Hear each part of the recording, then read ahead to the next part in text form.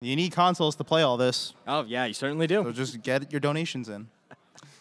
All right, well, I believe that's going to wrap it up. Am I correct? Yep, Prizes? that's just about it. Your name's not even sent anymore. You're just prizes. I'm apparently just prizes now. Okay. All right, well, once again, with me here is prizes. Andy, Chris Owen. Good luck, guys, on the randomizer race. It's going to be a blast, so we appreciate it. Thank you. And we are going to throw it back to the host.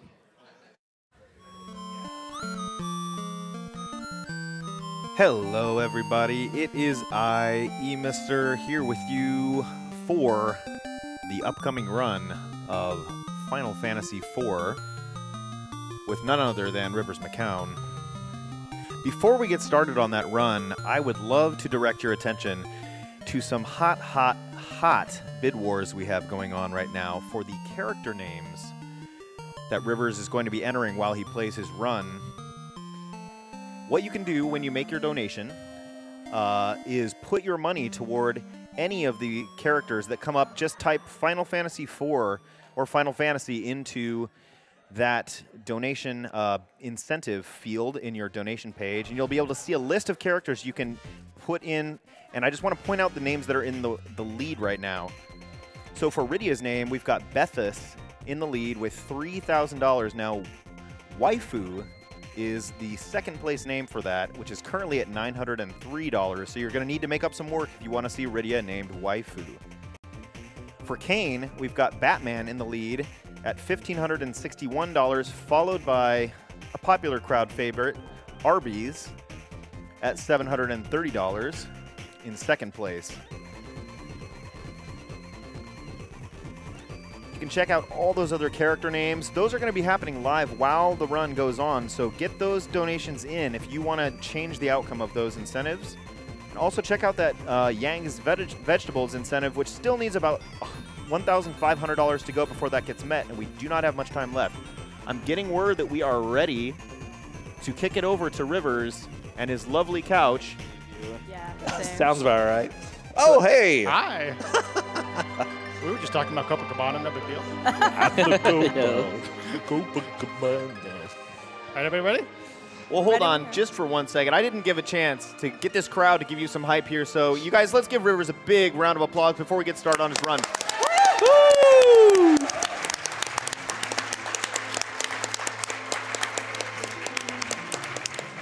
You know, I wasn't going to play, but that was an appropriate amount of hype. Okay. All right, 3, 2, 1, go.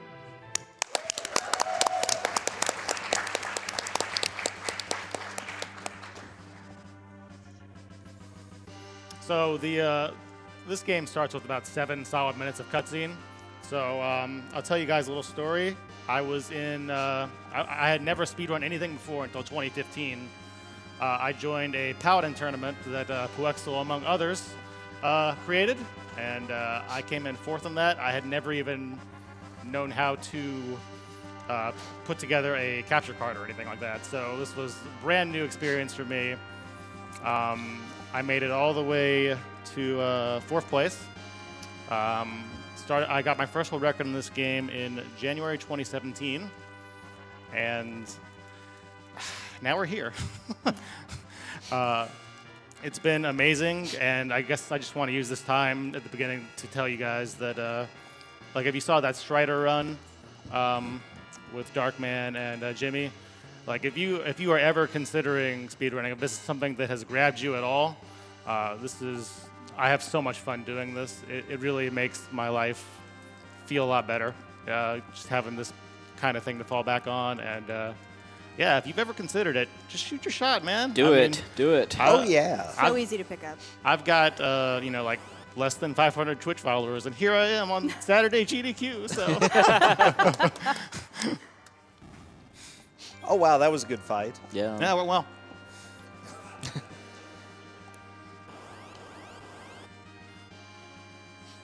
Oh, sick.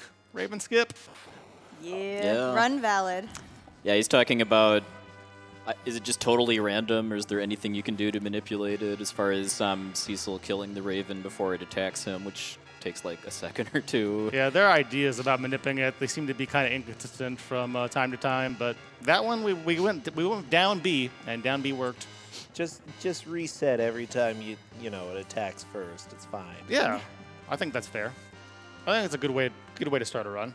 Anyway, my wonderful couch is Puexel, Natara, and Brasentia. Brasentia ran this game in GDQ, was it 2013? Yeah, that was at our first hotel in Denver. Yeah, Yep. that was fantastic. And game has changed a little bit since then. We're going to be using the same basic principles, but this run itself is a lot more consistent and much faster. Yeah, Oh, good. Yeah, and if you saw the run of this that we did 2 years ago, run by No Cash, that was a different category that we've come to call now any percent no 64 or no 64 door glitch. And this category, which is any percent no CW or any percent no credit swarp, is pretty different, really. Even the parts of the game that at kind of a high level look the same, there's still a lot of subtle differences as far as kind of setting up for the end game for this particular category. Yeah, so there's a credit warp glitch that was covered by myself 086 that finishes the game about 9 to 10 minutes faster, which is why this is no CW. The run itself, though, is highly inconsistent. There's pretty much like a 50-50 chance once you get to the end that you actually execute the code you want to execute. Sounds about right. Yep. So it's It's not really kind of a better run in any real way other than just being faster because of skipping a bunch of stuff that normally plays out in the end game. So so this is really kind of the more popular category as far as kind of the fastest way to speedrun this game. And Yeah. especially where the setup is just incredibly similar. You will note here, though, for this particular category, we have finally taken control of the character, our main character, who is currently named Cecil. If you do want to get your donation incentives in to rename those characters, though, that is coming up. We will only have a couple of minutes left, so start getting those in. But you will note that the message speed and battle speed both got changed to 1. We want to make everything as fast as possible, both messages and the battles, as a lot of timings count on that. And also picked up a tent, which is going to be used in about no more than 5 minutes on one of our glitches, many of which are right here at the beginning of the game once we get out of the intro. Yeah. What's strange is that the miss skip, which is what it's called, wasn't really used until around 2012 or 2013. Like, people knew about it, but they hadn't really worked it into the route up to that point. I guess while we're still getting going with these cutscenes, too, is a great opportunity to start talking about what we call step routing in this game, too, because anybody that's played this game, I'm sure, remembers that you get a lot of random encounters when you walk through the overworld and walk through dungeons in this game. Like, sometimes, like, you'll take, like, 4 or 5 steps and then get, like, 4 or 5 encounters back to back. And I mean, that's because the way encounters work in this game is that when you start, you have what's called an encounter seed, which is a number between, I believe, 0 and 255. Correct, yeah. Yeah. And there's a pattern associated with each seed where across 256 steps that you take in certain types of maps that we'll kind of get into in more detail later, there's about 8 random encounters that are kind of assigned to specific steps. And for a lot of these patterns, it kind of works out that the encounters are clustered together kind of closely too, where like within like 10 to 15 steps, you'll have like 4 or 5 encounters. But through some really kind of heavily, or some manipulation strategies that a lot of people have put a lot of work into over the past couple of years, we both now have the means to both manipulate what our encounter seed is, and then from there, using that to 6 or 7 fade, nice. Yeah, to manipulate the encounter pattern too, and actually cut. In kind of best cases for this category, are we cutting like 20 encounters or so, or? Yeah, it depends on the seed, but generally you can cut anywhere from like 10 to 20 in this route. In No 64, it's even more. Mm-hmm. Which Yeah. is and No 64, you do it a lot more because you want the grind fight. But here, it's not quite as important, which is why we'll just have a incentive where we can just lose it all of a sudden for no reason. Yeah, and then even though he hasn't even gotten out of Baron Castle and even gotten any opportunities to get into random encounters yet, he's already done 2 significant things to set up his manipulation for the first dungeon, the Mist Cave. The first one was that before he started the run, which he was doing off stream basically during the interview before this, he Well, the short version is that he manipulated his cartridge to give him seed 92 when he started the new game for this run, which is a seed that we know kind of has all of its encounters clustered very early in those 256 steps. And then when you take steps inside Baron Castle, those actually count on the step counter, even though there's no possibility to get encounters there. We've actually already gotten past all of them, basically, for pretty much the whole seed. But one thing he did have to do as part of this setup, too, was to take one more step than he naturally would have done in order to get into Cecil's bedroom. And he did that by kind of doing a little turnaround on the chair on his way into the room. That added 1 to his step counter, and then Skip getting an encounter, his first step on the overworld. Yeah, that's the classic one, because it only takes 1.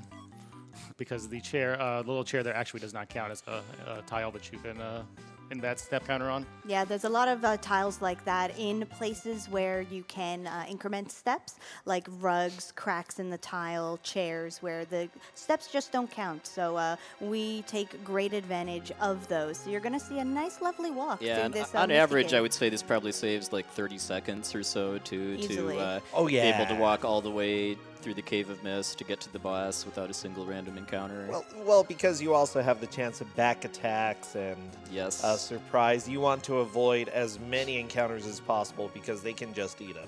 Yeah, I just want to make a quick note. This is your last chance to get any donations in for the Cecil or Kane naming incentives before we cut it off. It's after this boss fight where it will be cut off. And it's very important we want Arby's. I was just going to give everybody here a quick update. For Cecil, we've currently got Biff. We are going to need a little bit of quiet time coming up, though, so Rivers can hear an audio cue for this fight. We'll let him do it and then explain it afterwards. Okay.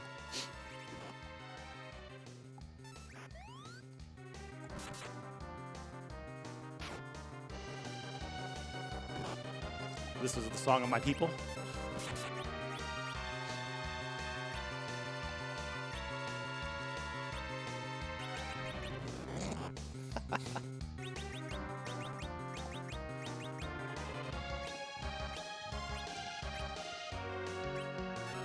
Okay. So what he was looking for there was a particular sound cue in the music, so he would know when to send Kane up in a jump. If you try and attack the Mist Dragon while it is in its mist form, you will get messages and counterattacks, all of which waste time. So even though this is kind of our beginner tutorial fight teaching us the ATB system, we want to get through it as fastly and quickly as possible. So also being set up in this fight is the item duplication glitch, which is going to be put to great use here in a moment. So we are going to be duplicating Kane's shield. So we're going to sell a whole bunch of invisible shields. It's going to be excellent. It's like, here's a pile of nothing. Yeah, please give us lots of money. But that's not even the tip of the iceberg for the glitchy goodness, too, because he's now setting up for a pretty significant glitch that we call the Mist Skip, too, which is why he picked up that tent in Baron Castle, because it's a little hard to just see from watching the gameplay, but what he did was he took a step moving left, basically, then interrupted it by opening the menu, then used his tent, and that kind of resulted in kind of glitching out his map coordinates a bit so that the game kind of thinks he's shifted a tile over. Then by doing kind of the same thing, stepping right and then resetting the game, he was able to reload on top of the Mist Town. Well, now I'm going to buy out all the donation incentives right now.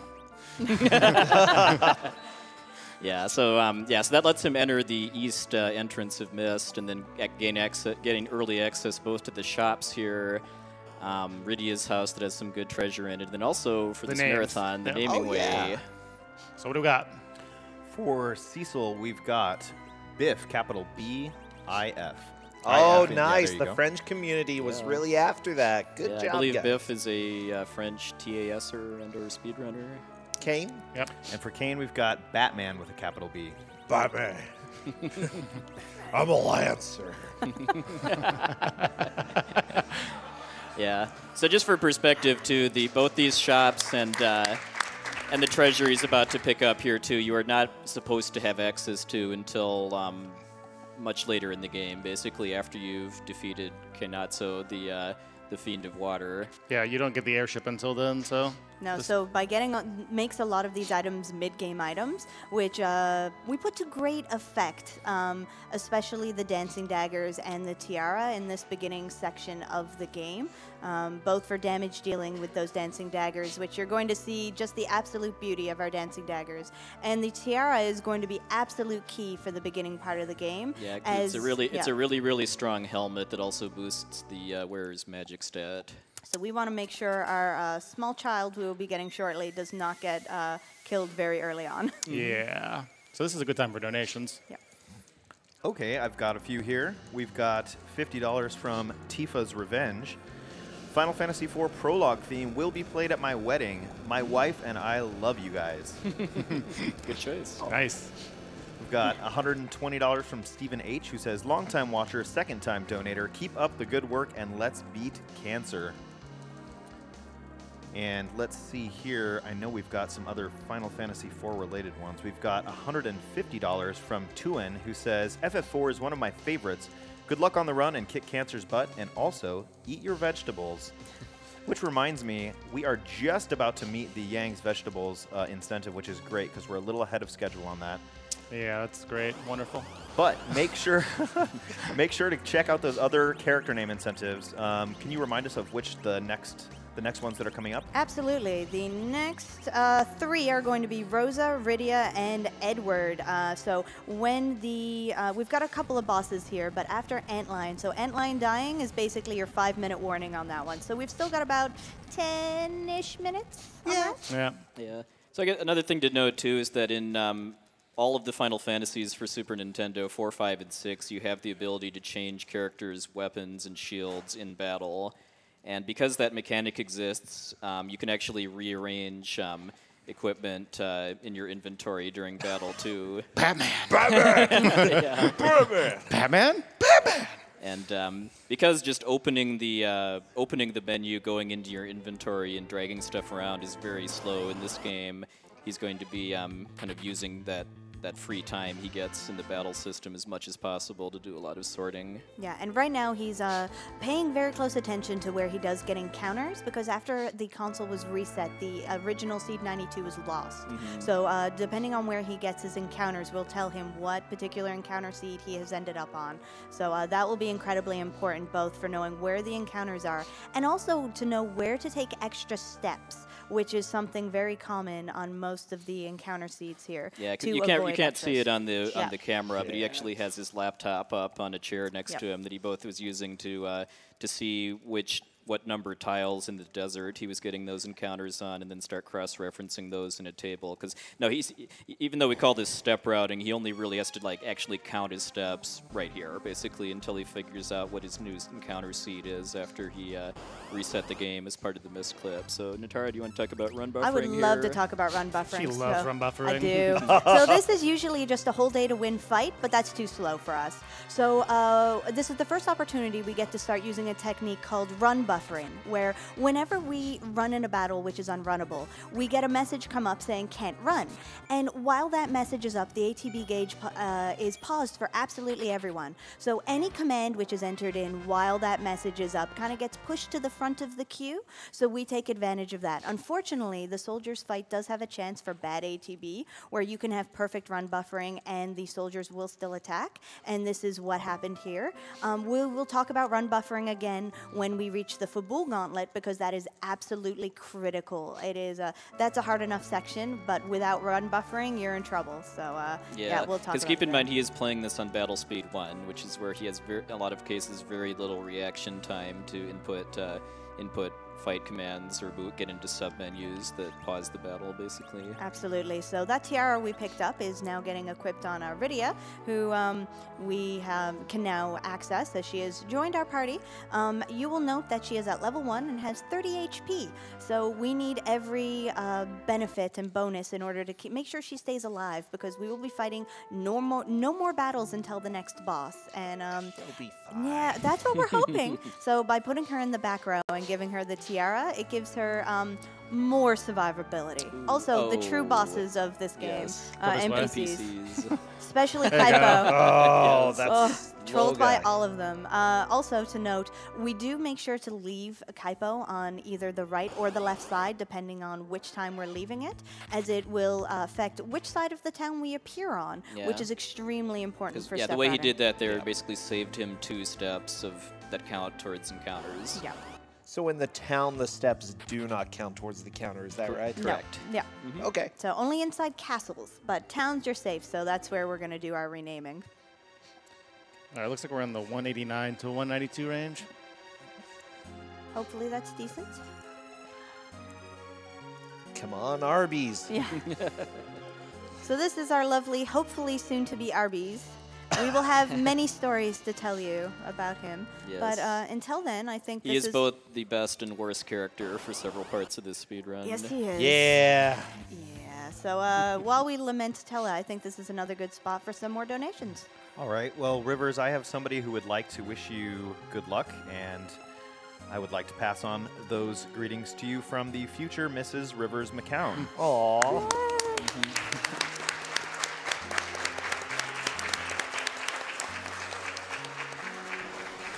She donates $150 and says, Rivers, when I met you, I had never heard of speedrunning, and now I get to watch you make it look easy at AGDQ. I am so proud, and I can't wait to get married to you in June. If you have access to his credit card, you can max it out on donations. Wow, that was touching and then awful. Thank you, Brosencha. Oh, you're welcome. So, We it's, all- so oh, go ahead. ideally, it's before you get to this cutscene trigger here that you figure out what your seed is. Yeah, I think 'cause- we got it. I think it's 189. Okay, because this is usually if there are going to be extra steps, this is the first place where you could possibly take them. Yeah, so. because there are no encounters in this room with the save point, but kind of like inside Baron Castle, if you take extra steps, it advances your step counter. It's so- worth noting normally that we would hard reset and try to get some of the best seeds in the game, but this is console. It's console specific how that works. So we're not doing Because that you here. usually because you generally need to have your console cool down for generally up to 15 seconds when you power it back on for it to start at 0 for when it because it actually the seed is set based on the frame. You press A to close the title screen. So you saw me take some extra walking there. It wasn't just because I was tired or anything. That's manipulating the step route, and you'll see probably a good number of steps on this seed Yeah. about that. So presumably he would have gotten into an encounter pretty shortly after leaving that save room, but then he skipped it basically because he pushed his step counter past that number where the encounter would have happened. Yeah, so you're either dodging specific, like just general encounter numbers or specific encounter packs. So, because that sometimes you just want to dodge those really bad ones and get the kind of tamer ones. It's true. One thing about this game compared to a lot of other RPG games is that there's not much grinding at all. Pretty much the experience that you get is going to come from bosses. So it gets really risky when you have back attacks or counter or any of the those ones. Because or ambushes, yeah. Ambushes. That's what they're called. Yeah. Yeah. So you will note that Rivers Oh, it's did pick up. Sandman with no sand. Yeah. I always love that. So Rivers did just pick up the Darkness Sword, and there's 2 reasons for picking up that sword. The first is that the next boss, Octomam, is weak to the element on that sword, and second, it is the last sword upgrade you get until after Fabul, and we're hoping you don't notice, but you probably will, that even by Fabuls, that sometimes the damage rolls from Biff are just atrocious. So we really need that sword. No, I've never seen him do anything bad. No, Yeah. they're always just top notch. And my interpretation of this game is canon. So we're coming up on Octomam, the next boss too, which which once the speedrun route started including doing the mist clip and getting dancing daggers, that really changed the dynamics of how this fight works because of the 3 party members that Rivers has right now, the only one that can actually equip and use the dancing daggers is Rydia, who's level 1 with 30 HP. Wow, I've never seen her get hit before. That's crazy. Yeah. And actually, she got hit for a very small amount of damage at this point. Yeah, I believe 18, I think, is the highest number that Octomam can hit her for through the tiara. Correct. Yeah. So what you're going to be seeing here is Octomam with all the tentacles is actually the fastest boss in the game. And with every tentacle lost, Octomam starts slowing down. So it takes 3 hits to get rid of the first tentacle and 2 hits for every tentacle thereafter. You're also trying to manage the amount of HP that Octomam has because that, you want to kill the boss as well. So the basic strategy is to equip the Darkness Sword onto Biff and attack, put the Dancing Daggers on Rydia and use them as an item, which is where you do upwards of over 200 damage. And for the first few turns, we're going to be using Lit 1 with Tella. And unfortunately, part of the strategy is to stop Tella, because after a few hits, he just generally becomes useless in this fight. We need his help in order Classic to start Octomam. slowing down Octopus. So Okay, yeah, that's it's bad. always okay. after you stop Now Tella. all I have to do is hold A. So Yeah. if he gets unstopped fast enough, which may happen, you could It bring probably Rydia. will, just Yeah. because of no dancing dagger You really do damage, want yeah. Rydia to get the levels from this fight because, again, we need that HP to survive future boss battles. As being our main damage dealer, being dead's really not helpful. I love that before the miss skip was used in runs, she tended to be the weakest character here. Now she's the powerhouse. Yeah, I think Yep. in the old route, you would actually want her to die here, too, just that more XP would go to Cecil. Absolutely.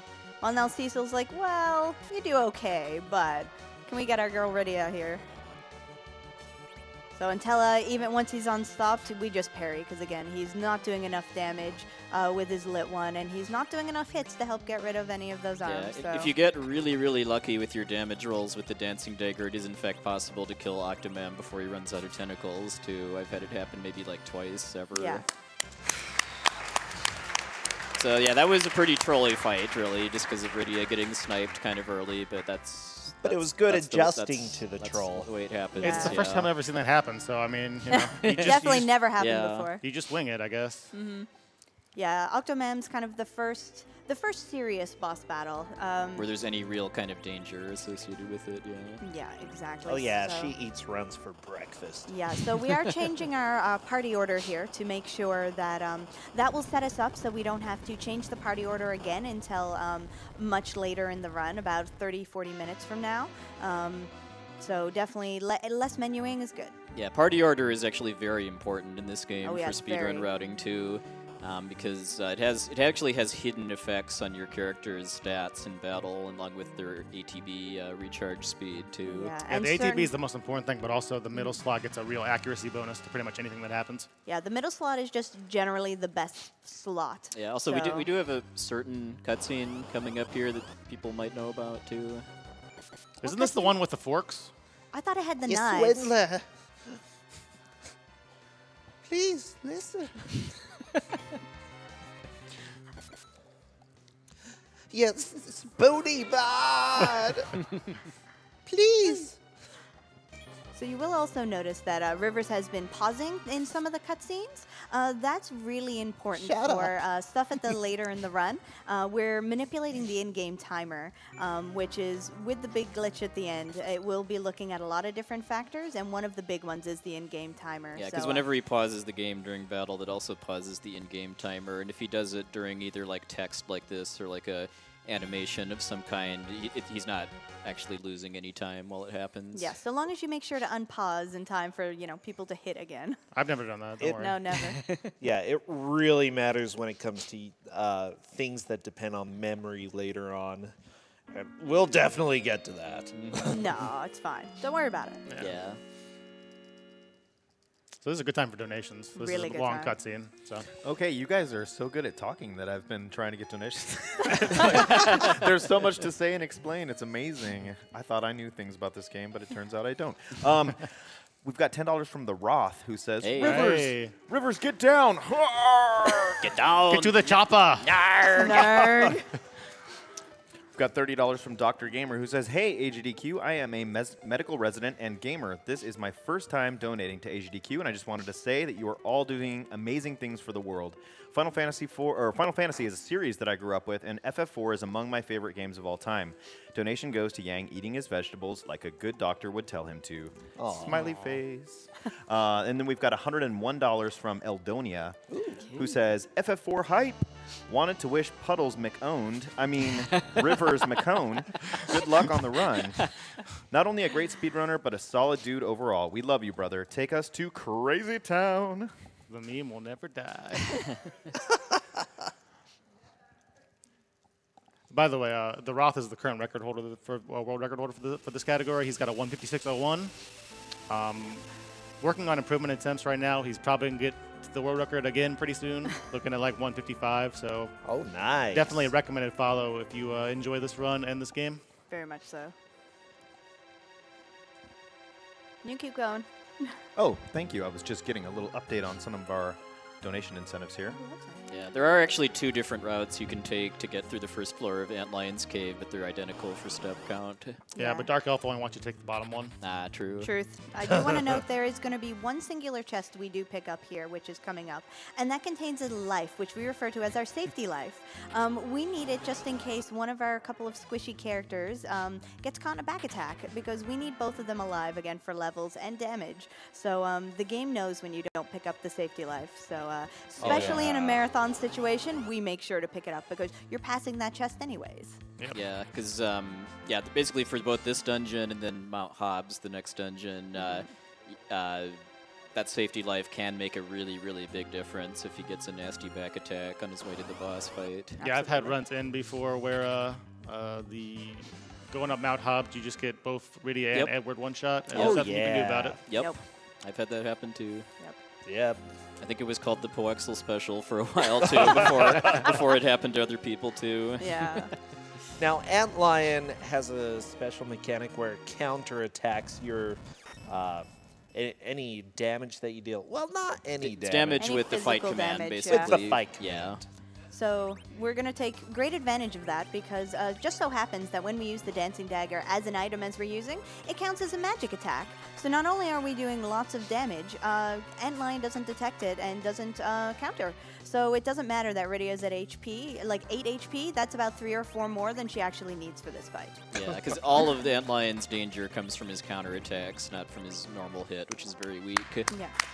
And yeah, one of the nastiest bosses in the early game is turned into a total joke because of that. I mean, just this one boss fight alone justifies the extra detouring and stuff we have to do to get the dancing daggers Absolutely. easily. I will note this is the 5-minute warning for the cutoff on the next set of names, which again is Rosa, Rydia, and Edward. Get those the spoony debate settled, guys. Yeah. Yeah.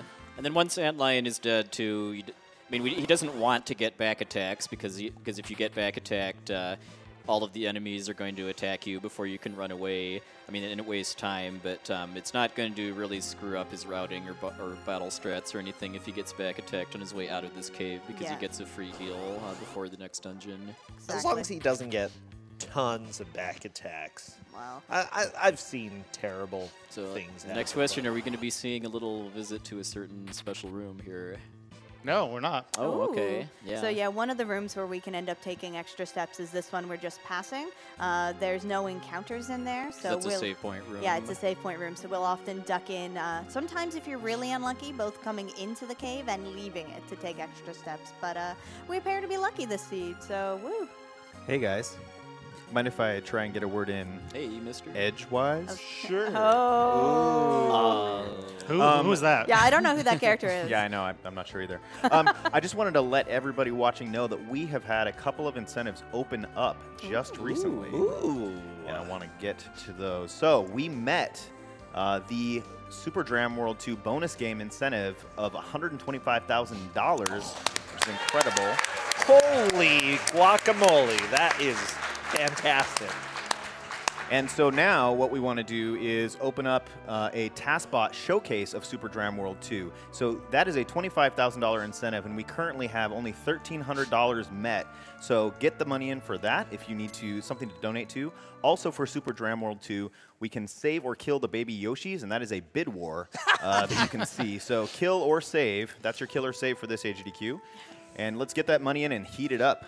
Yeah. Then a really subtle thing he did, too, is he actually created an empty spot at the top of his inventory for the Sand Ruby to go into after he defeated Antlion. So when he gets to Rosa here, he can just mash the A button and then use the Sand Ruby without having to do what a lot of people do, which is to first use a life on her and then realize that you used a life on her and then do it again and pick the Ruby. It's a good thing I've been practicing. I've done that. Right? Yeah, normally you wouldn't have the safety life at all, so it would just slide in easily, but knowing that I was going to get it, I knew that I had to create some more spots. Yeah. Also, I believe this was the cutoff for those names. Yeah. Yep.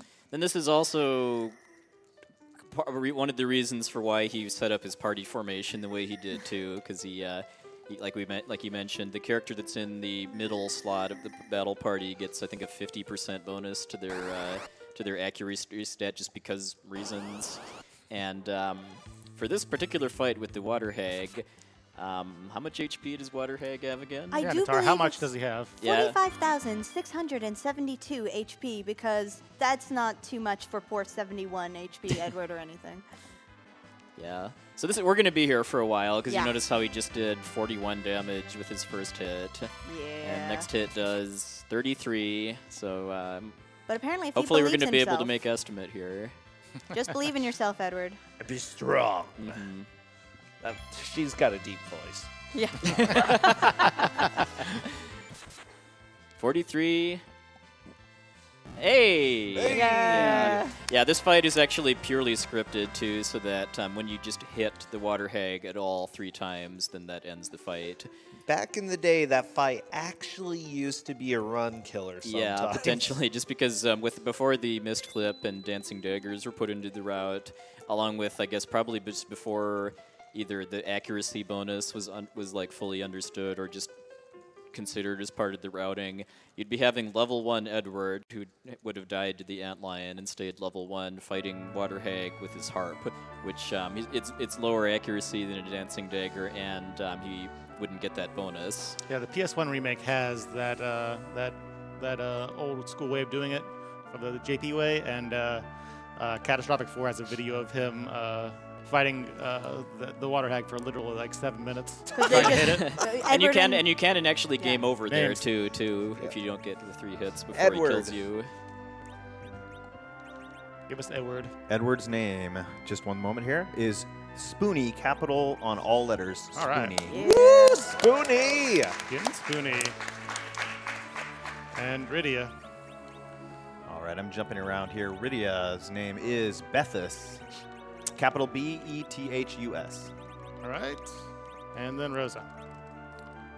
Rosa's name is Claige, capital Klaige. You know him, you love him.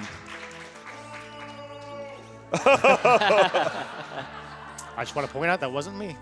It's okay, you're the prettiest, Clage. Oh no, you're getting trolled! Yeah. Oh, good. The Kaipo NPCs always find a new way to troll. Kaiba Hunk loves Cecil. Do you not push for some reason? It doesn't help that much. Oh, okay.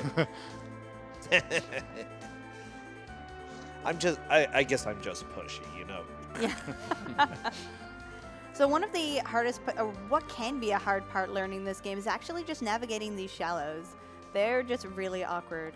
And something that's really important for this particular category is parking that hovercraft exactly where we laid it, as it's one of the values the glitch looks at. But right now we have a really important problem, and that is that we have an ice wall, and we have a small child who refuses to learn fire as she is terrified. So thank goodness we have Rosa here, who is the world's greatest grief counselor, or just has the best cookies, and bribes our caller into learning fire. So thankfully, though, Rydia's never going to use fire again. So she goes through all this trauma and healing to learn Fire 1. Yay! That's a great spell that we'll never look at again. Nope. It's fine. It's fine. I still love that if you level her up significantly, you'll learn Fire 2 and Fire 3, but never Fire 1 until this cutscene. Just the small fire she Yeah, doesn't like. so like we mentioned a bit ago too, he did get a full heal after the cutscenes with healing Rosa, but he could still potentially have one of his dancing dagger wielders get sniped by a back attack, but which didn't happen. So. She will actually not learn Fire 2, Ice 2, or Lit 2 until she comes back in the Underworld. So, All right, so now we get to meet our karate man here, and we have a fight that's totally under AI control here.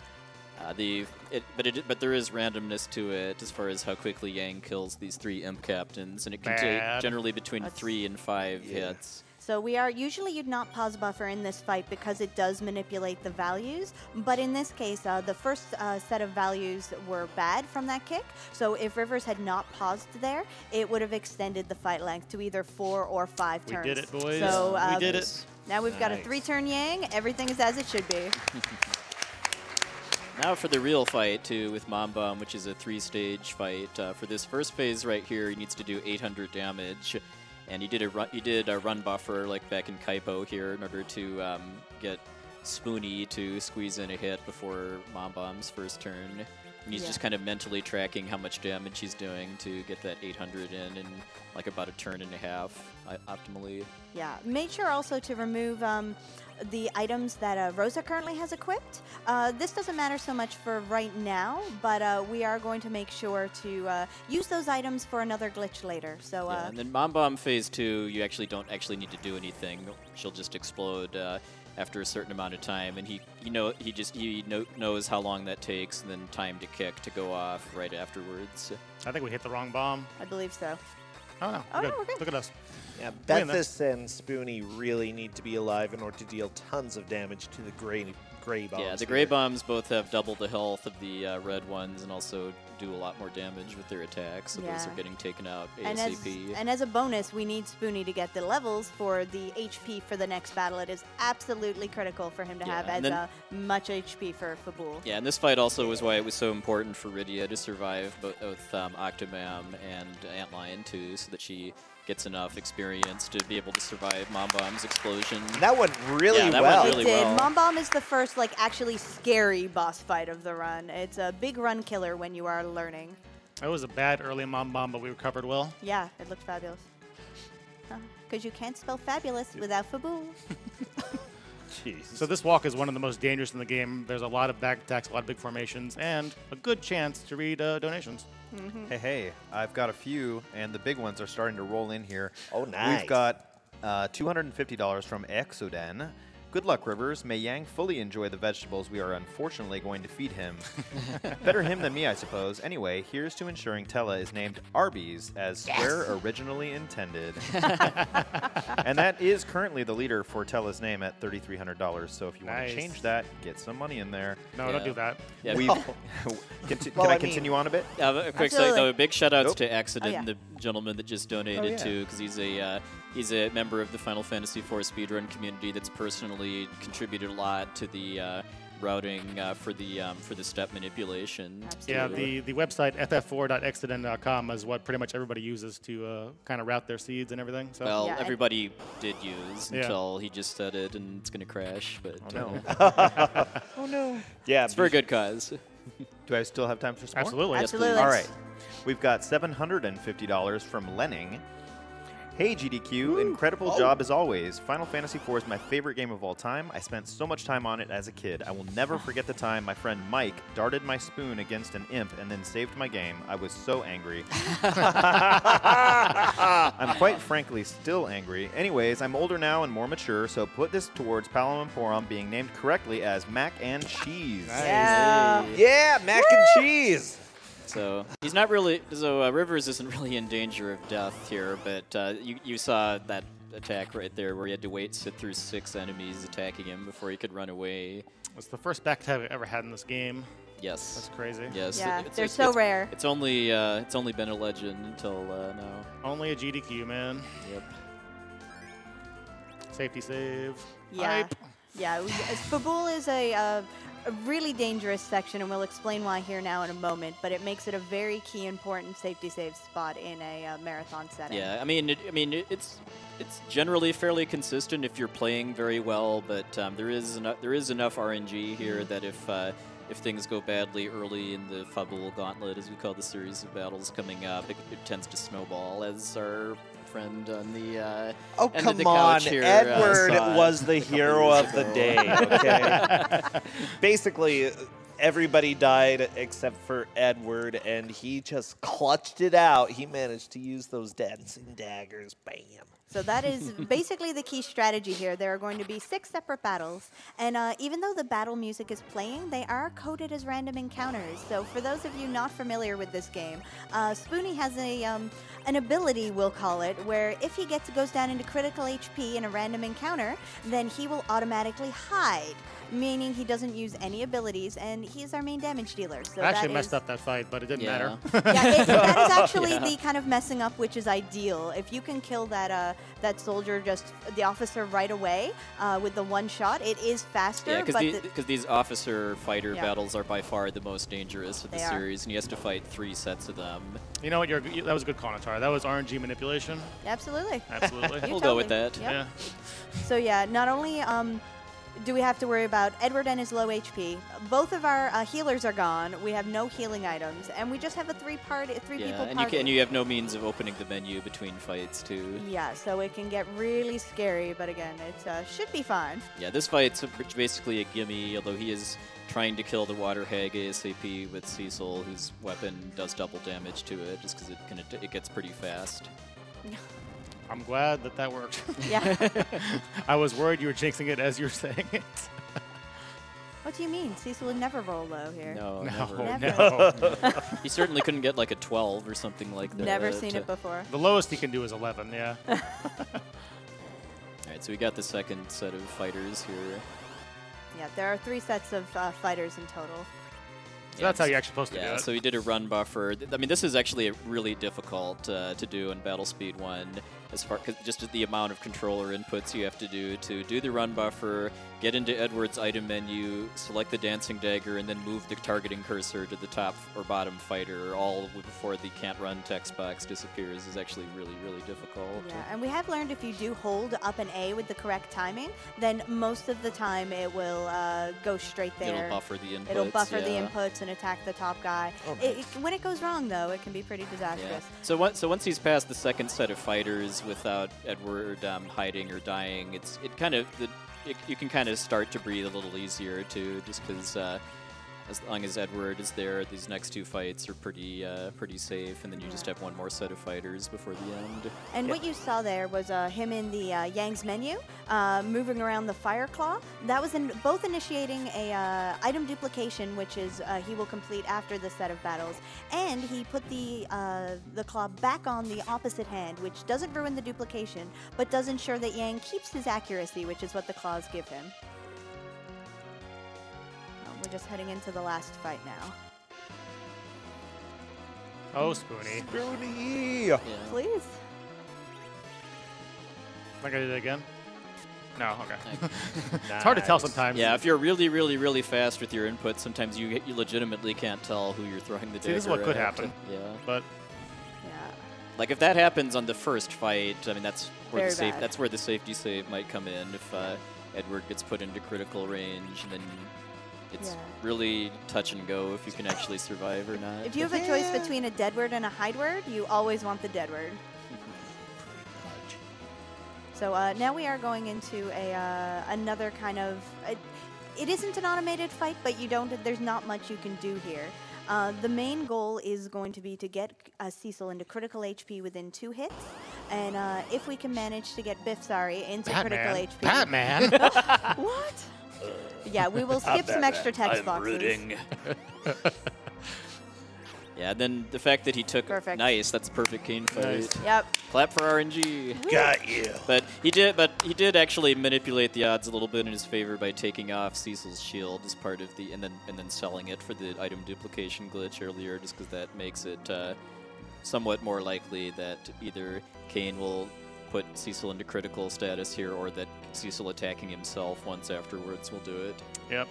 So this What would you be a good don't want, time. what you don't want to see is Kane having to jump again, just because that eats like what is it, like 10 seconds or so? 15, yeah. Okay. This is a good time for donations. This is a long cutscene. Okay. Oh no, Clage. Come, Batman. Unless you guys just want to, you know, Banter. yeah, banter it up. No, just kidding. We've got $1,000 from Pendaren.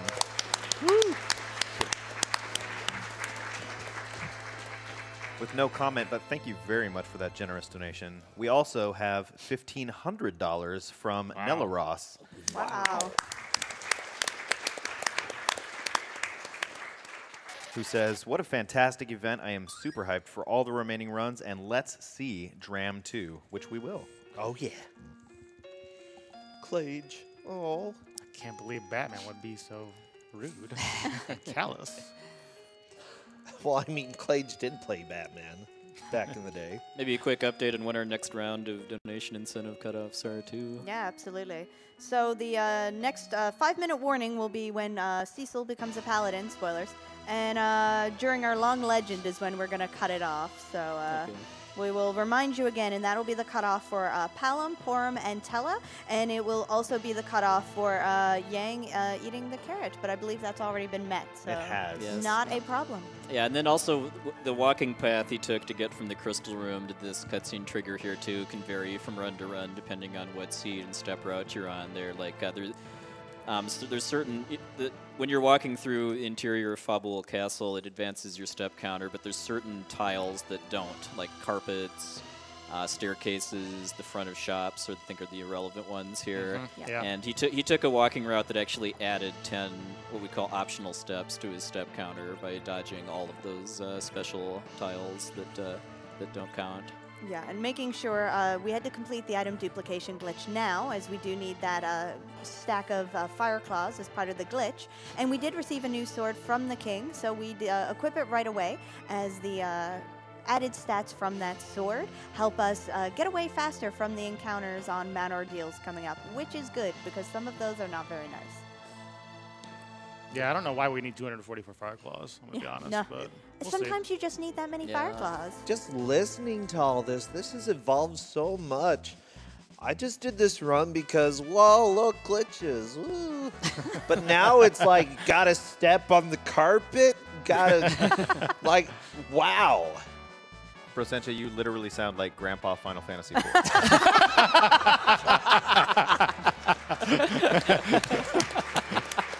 In a good way. Time for a couple? Absolutely. yeah. All right. I've got well wishes from a couple friends here. We've got $100 from Big Fong Balls, who says, to my man Rivers, I remember not too long ago you were some rando participating in the Pally tourney, and now look at you. Keep showing everyone what the results can be if you just keep working hard and you don't worry about all that extra other stuff. Best of luck on the run. Hello, Adam. Oh, I think that's to Plex Hello. over there. Yeah. The Nice. legend. Thanks. That one caught me off guard a little bit. And then we've got $100 from Velociraptor 42. Oh, I like it. Greetings from Back Couch, Germany. We're here watching the legendary Puddles McOwned Speed Fast, this amazing game of Final Fantasy IV. In all seriousness, though, good luck on the run, Rivers. Love you, dude.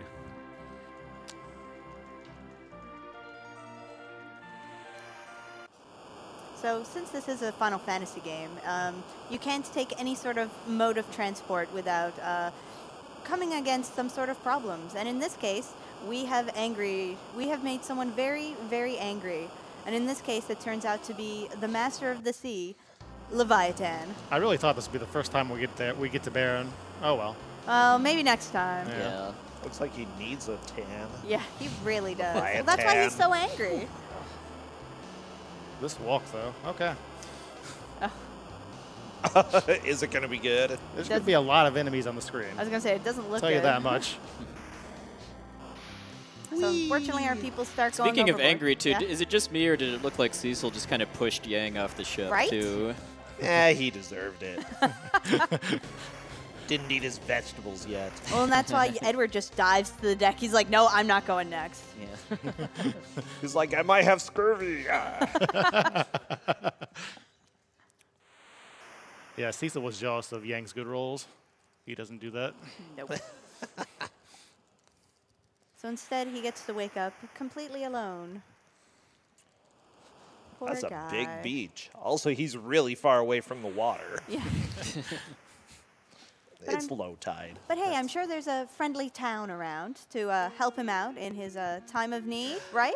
You can become a pig here. You can, because if you remember from the very beginning of this run, Cecil and his crew were attacking a place and stealing their crystal. We're back, and they're not happy to see you at all. Yeah. At Well, least you're boosting their they're okay with economy. us spending tons of money in, Oh, yes, in they their are. shops, though. We're just Yeah. stimulating the economy, that's all. Yep. So yeah, he basically just bought all of the healing items that he'll need for the remainder of the run, along with I think some items as part of setting up for the big glitch too. You do have the opportunity to buy equipment upgrades for later characters here too, but his route doesn't need that. Yeah. Nope. So they can still donate for Palamporum and Tella, right? Correct. Absolutely. And Yep. Yang. And, okay, Yang, that guy. Yeah, Yeah. we'll let you know when that's getting close, but you're good for right now. So keep those donations coming in. We okay. want to see mac and cheese, right? Yes, please. Kill mac and cheese. Mac and cheese are currently in the lead Yes! for Palamon Forum by a fairly wide margin. If you want to disappoint some people, No. donate some money. Or if you want to secure their victory, donate some money. So do you no longer buy the fire rod or fire rods in there? No, we don't. We have the change rod for that. Okay. Yeah, yeah, and then he also skipped getting armor upgrades too that were in previous routes for this category. Yeah, Rob you- still uses those actually, but okay. this is something that I do that's kind of stupid. If you're usually trying to be safe or newer to the run, you definitely pick up all of that armor. But Yeah. this is Rivers. He doesn't need armor. Yeah, if you're using safer strats for the boss fights in Mount Ordeal too, you definitely want that armor. Absolutely. Both lot for of tiny mages both around for here. defense and for magic power too. And so an interesting part about this particular map is the section right below Mysidia is actually one encounter rate, and this Bleh. section is a different encounter rate. So you will also notice that Rivers did seem to heartlessly murder one of the twins. It's fine. She just kind of looked at him funny, and she was just like, "Nope, no, we can't take that." Well, she deserved it. Yeah. Well, the Elder left them with us, so whatever. It's true. If the Elder's going to leave 2 5-year-olds with someone he doesn't trust, that's what happens sometimes. It was his fault, yeah. That's called child neglect right there. He hasn't become Yeah. a paladin yet. This is It's part of the fine. setup for the next boss fight, and optimally it would just happen naturally on your way across the overworld and up the mountain too. That a fast enemy or an enemy in a back or surprise attack would hit Por. It doesn't have to actually kill Porum, but just do some damage to her. Yeah, the Black Sword has a property that actually that KOs anybody who's kind of not immune to it, like bosses. Yeah. And unfortunately, sometimes when you bop her, she decides to fall down. Which is no problem because when you bring her back with a Phoenix down, she's at an ideal HP level. So whether she gets hit by enemies or you kill her, both are great. Get ready to struggle. However, meanwhile at the bowling alley, Meanwhile, At the bowling alley. in the Batcave. so this is probably another good time for some donations. Okie doke. I've got $150 from the wedding guests of Kage-sama and Yuni. I'm getting married in February, and my fiance and I decided that instead of party favors, we would donate on behalf of our guests. Oh, that's super nice of you. That's Aw. really sweet, yeah. Final Fantasy IV has always been one of my favorite games of all time, and we think you guys are all playing for a great cause, so thank you.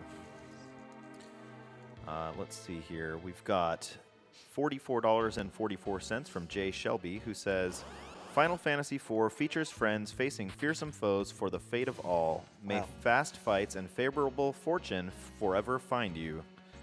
Wow, that was tough. That's great.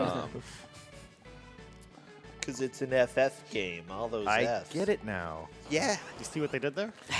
Got $125 from DBH Kasumi. Had to donate during my favorite Final Fantasy game of all time. Thank you again to all the runners, staff, and everyone who's a part of this wonderful community. Let's go for the new record for donations, and I'll see you again at SGDQ 2018.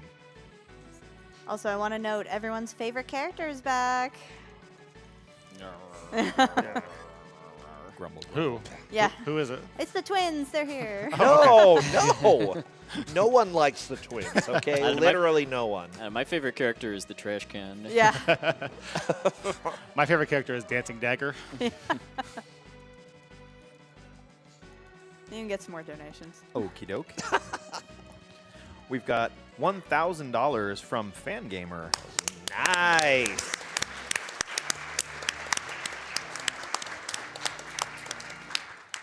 AGDQ has been a blast so far. Thank you to everyone who works so hard to put these events together. Let's go to Crazy Town. Ooh. How close are we on Crazy Town? Oh, it got met It got before met, we yeah. started. Oh, yes. okay, well. It'll be, and it's going to be done after the run is over. Yeah. All right, so we could probably start maybe going over the upcoming fight. Oh, absolutely. So the big thing about the upcoming fight, it's a series of fights, but especially the first one, is we're going to be doing, or Rivers is going to be doing, what's called the Mimic Glitch. And we're going to give him a few moments of silence here for the setup. He's doing it on both fights here with Mylon, the Fiend of Earth, but the first one is much tighter to execute. Yeah.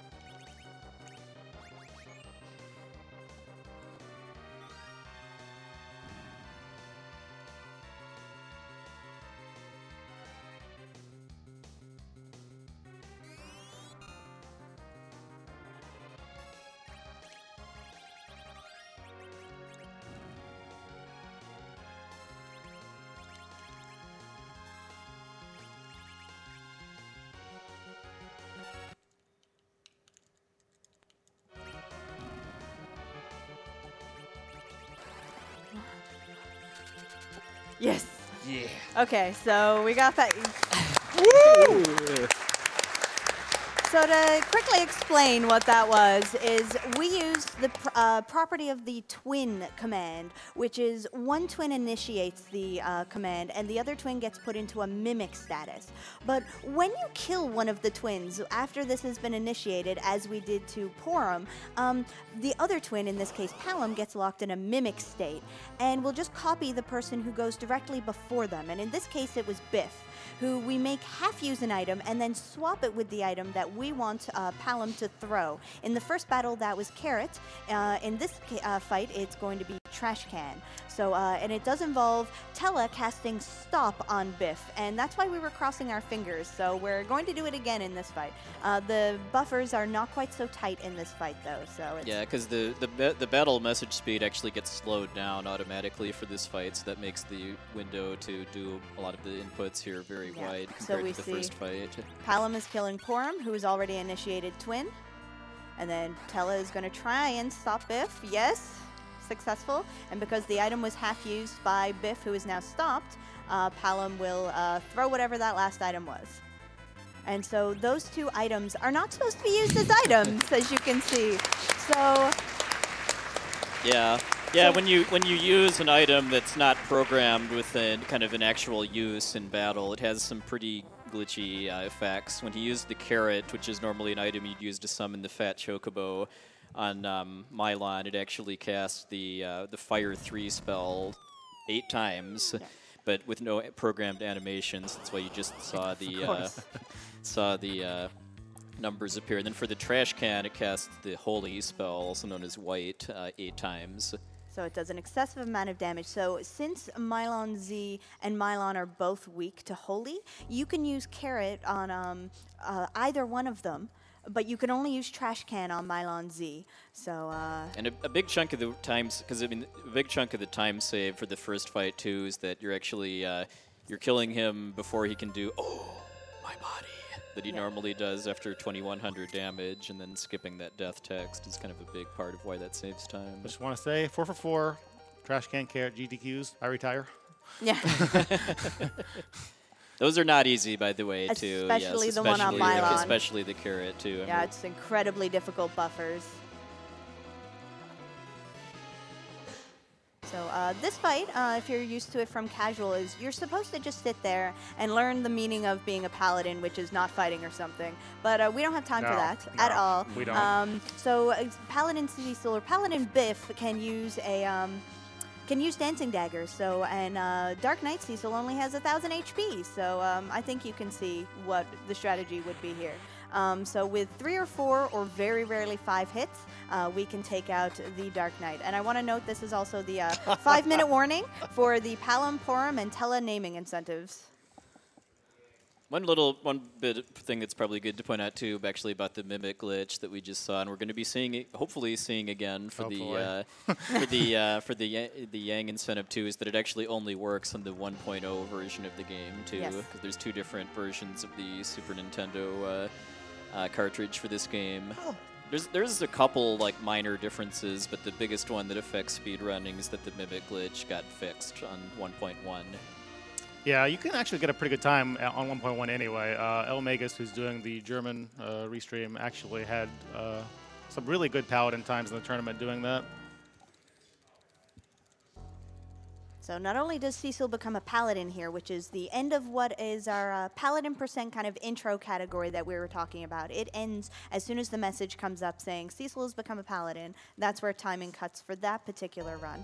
But Tela there, or hopefully a much better name, also learned a really cool spell called Medio, and a lot of his other spells too. So he went from having 6 spells of both black and white, both all mostly useless, to having a full arsenal. I believe of he just magic. knows every spell in the game other than Nuke and White. Yeah. And Quake, yeah. Oh, okay.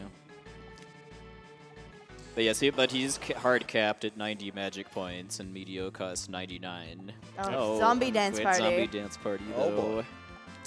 So one of the worst attacks you can get here because 7 zombies and you just have to sit and wait. This is by far, this is not the worst back attack or ambush he can get Definitely on not. ordeals, too. There's a few worse. There's some spirits and ghosts, I think they are, who cast fire. And while that's not so much bad damage-wise, it just takes so much time. Yeah. That usually happens when you hit carrot on trash can. The game's just like, hey, you're doing too good. Yep. And there we go. Yep.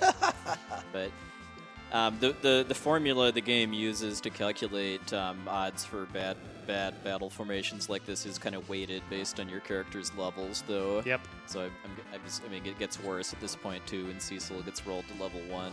Correct. Yeah. And for the rest of this run, pretty much we have nobody fast either, so it's really difficult to run from battles, and the back attack percent keeps going up and up. So we are just finishing a walk down the mountain, so we probably have time to squeeze in 1 or 2 donations here before we get into our next little explanation. All right. We've got $25 from Fizz, who says, "Hey, Rivers, just wanted to tell you both good luck, and we're all counting on you." Donation Fizz. goes towards making Yang eat that tasty carrot as he needs to get rid of that sneeze. We've got $20 from Millie Mozilla, who says, "It's so awesome to see FF4 in our community back at AGDQ, and who better to break it than the Tiger Dad himself? And that couch is legendary. Remember, Rivers, nothing is difficult if you're always perfect. Make us proud, feed Yang his vegetables, and don't go sailing with Cecil." From Millie and Glitter.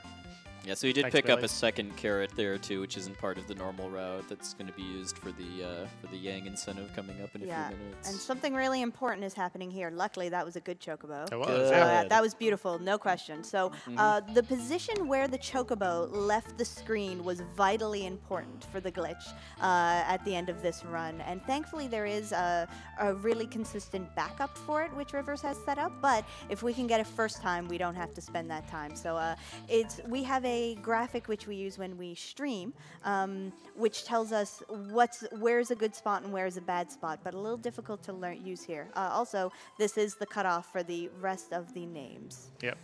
This is and we're going to need that time because we're about to try to carrot Yang, which is nuts. Cuckoo bananas. It's a really inconsistent fight. We're going to save outside. It might take multiple tries. I'm just warning everybody now.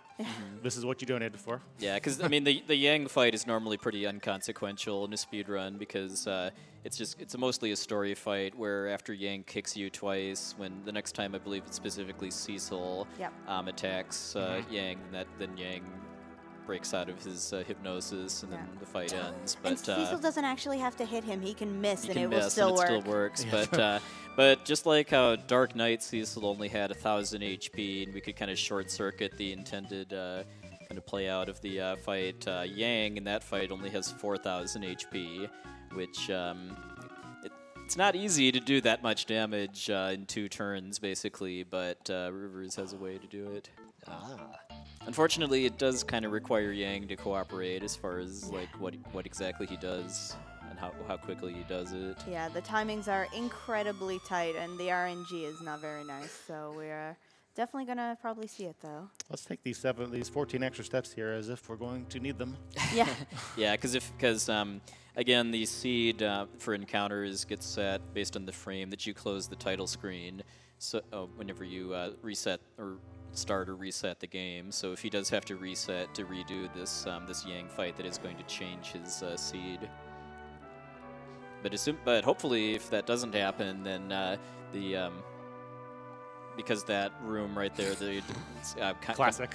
kind of it's the same tile set as a castle, and it does count as advancing the step counter. So we took some extra steps there to cut encounters in the barren waterway.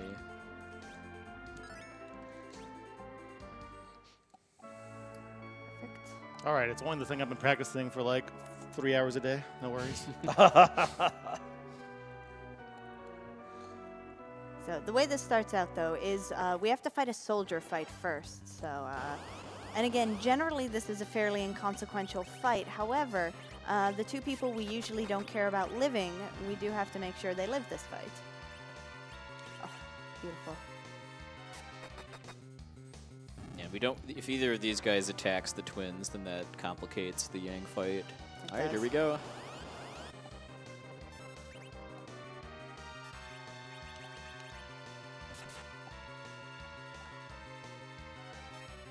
Nope. Couldn't get lucky.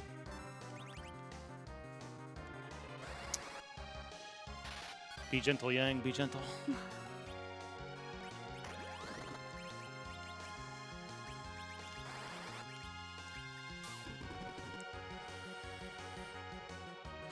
Oh, yeah.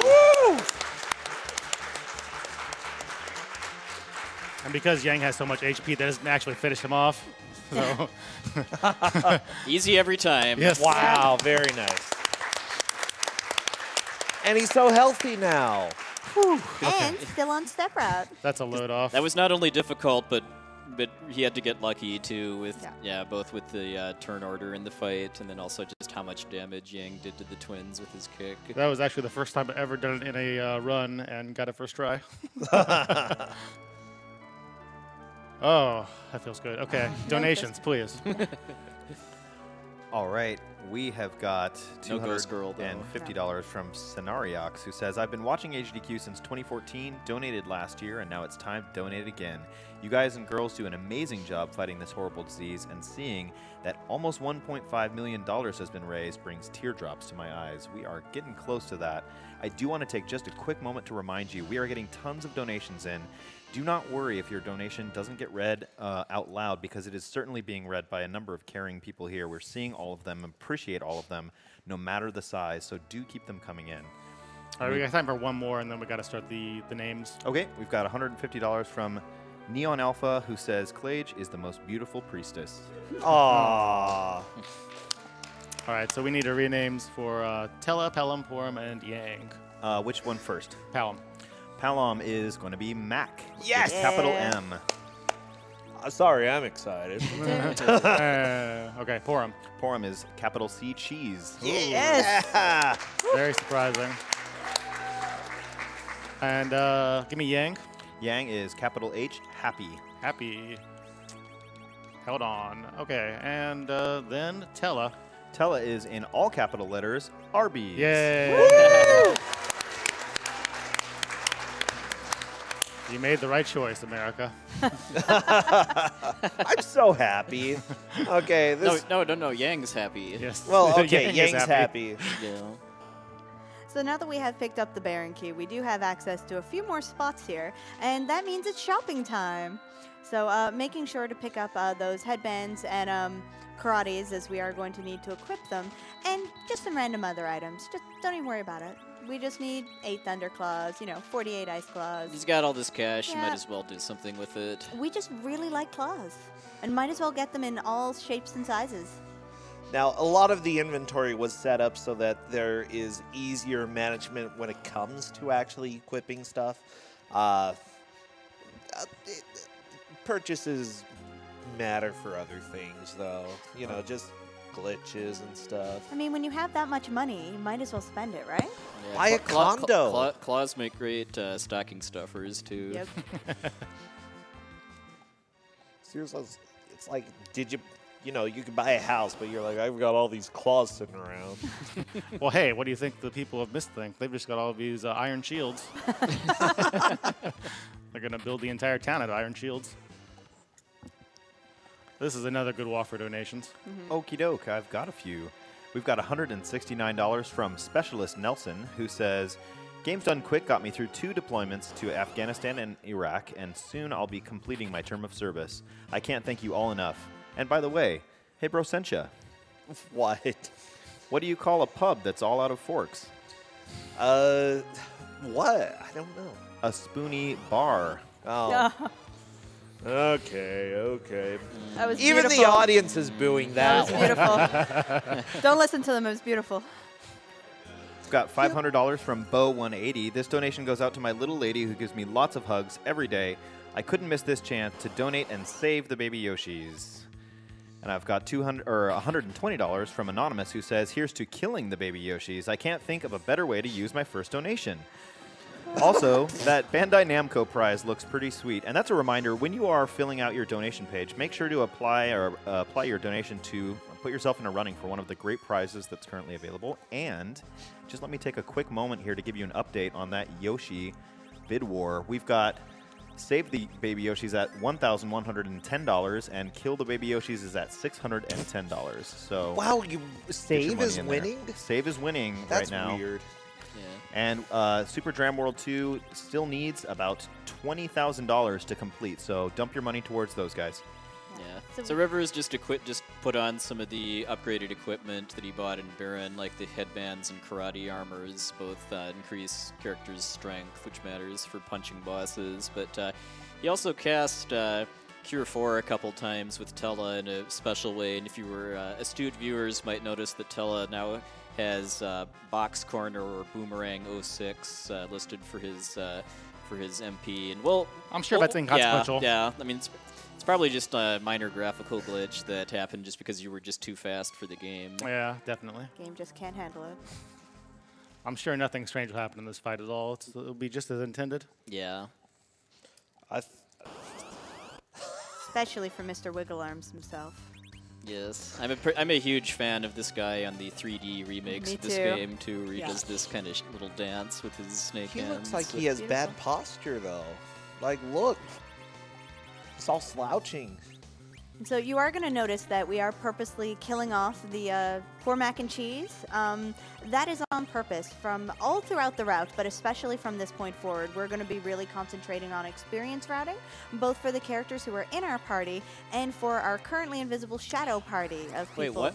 What? What? Oh my goodness! What spell is this? So what Rivers did earlier with the Boomerang 06 was actually underflowing and overflowing Arby's MP to just overuse the spell, and rather than going into the minuses, the MP just rolled right back around to a huge amount. Yeah, I believe it's around like 65,000 MP that he currently has, but when he's in this glitched state, he can actually only use magic during battle. Yeah, but which is going to matter a bit later. It is definitely, because there are times we are going to have to remove that state. But for right now, hello, Meteo. Yeah, he's a bit of a glass cannon in multiple ways. Because as we kind of hinted at earlier, Tella does have the Meteo spell in his spell list, but he's not ever supposed to be able to cast it because it costs 99 MP and he's hard capped at 90. No, it's because it kills him. Yeah. That's What? why He looks fine to What? me. What? Rookie there, he's helping. I don't know. I think he's limping a bit. So what he's hoping for, so yeah, this is Kanazo, the Fiend of Water, who's basically the easiest Fiend in the game because He's weak to ice or lightning, depending on which form he's in. You just learned the strongest spells in the game with Tella for those elements.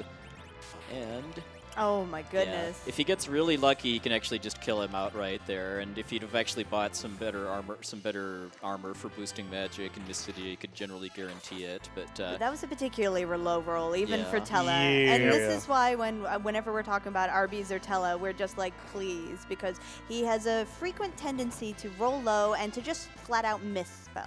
Come on, Arby's. You could do it. No, Kanazo. Thankfully. Honestly, there's nothing that you can do about this. Just, hope that you don't get a low roll, and if you do, then Just do it again.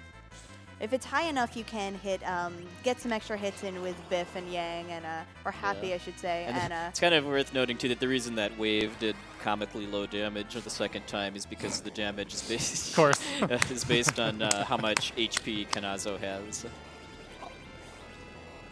it's always when you don't need it. It does the correct amount of damage. So I believe that would have been a one-shot if you'd have gotten that roll Yes, the first exactly. time. Yeah. Naturally. man, Arby's is leveling up though. It needs those levels.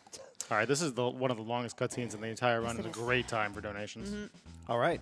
On that note, I have $444 from Sid's Beard. Oh, The timing. Was kind of waiting for that one. Got $150 from Brad and Becca Boo, who say, donating because too many people in our lives have been affected by cancer. Thank you, GDQ runners, staff, and everyone watching for making this such a great event. Good luck to Rivers McCown on his upcoming F4 run, or currently ongoing. Donation to Edward's name being Spoonie, which that happened. This was a donation from the past. We've got $100 from Solid Mecha, who says, had to donate for one of my favorite game series. Let's find the Ultima solution to prevent cancer. Best of luck to you on the run, Rivers, and let's help get Yang eat healthy, which, again, he has already done. Miraculously. Thanks. We've got $90 from Dode-sun, who says, my father is a colon cancer survivor thanks to early detection. Also, FF4 was my first FF that I ever played, so I had to donate during this run. Money goes to Runner's Choice. I've got $125 from Gramora. Hi, Rivers. Hi, Natara. Hi, Brosencha. Hi, Puexel. Hi, AGDQ crowd. Let's say hi back. Hi. sorry, I'm just really happy because I hate the twins. So happy to see one of my favorites run again here for a great cause. Bursk Rydia, watch out for Mylon Z. Oh, and make Yang eat his vegetables. Good luck on the run. I was wondering when Brisquidia would come up. Yeah. Man, even Arby's doesn't help. That's so sad. Arby's can't solve mac and cheese. No. Arby's helps everything that I have, though, okay? Feel sad? I'm hinking Arby's, okay? Okay to keep going? Yes. Oh, sorry. yes. Go ahead. Please. No We're just going to talk over you. No worries. No worries, that's fine. $25 from Swimmy Leone. On top of being a great runner, Rivers wrote a huge, detailed guide explaining everything about how to run this game, and he's personally super nice to new runners. Thanks for all your help. Upped.co, a supernatural abstraction for everyone. Good luck. Thanks, Whitney. It's where the ups go. Right? I've got $50 from F. Coughlin. I just want to tell you both, good luck. We're all counting on you. Yes. I was waiting for that one. Yep. The Chocobo was good. Surely you can destroy Zeromus. I'll think about it. $100 from Onosaurus. Hello, everyone. Onosaurus here from the from TaskBot. I can't wait to see TaskBot beat Super Dram World. I'm sure it will be a perfectly normal playthrough with no shenanigans. None whatsoever. Shoutouts to Dwango AC and the whole team who put many hours into making this run possible. Also, shout out to Grand Pooh Bear, who is one of my favorite streamers. Let's beat cancer with video games.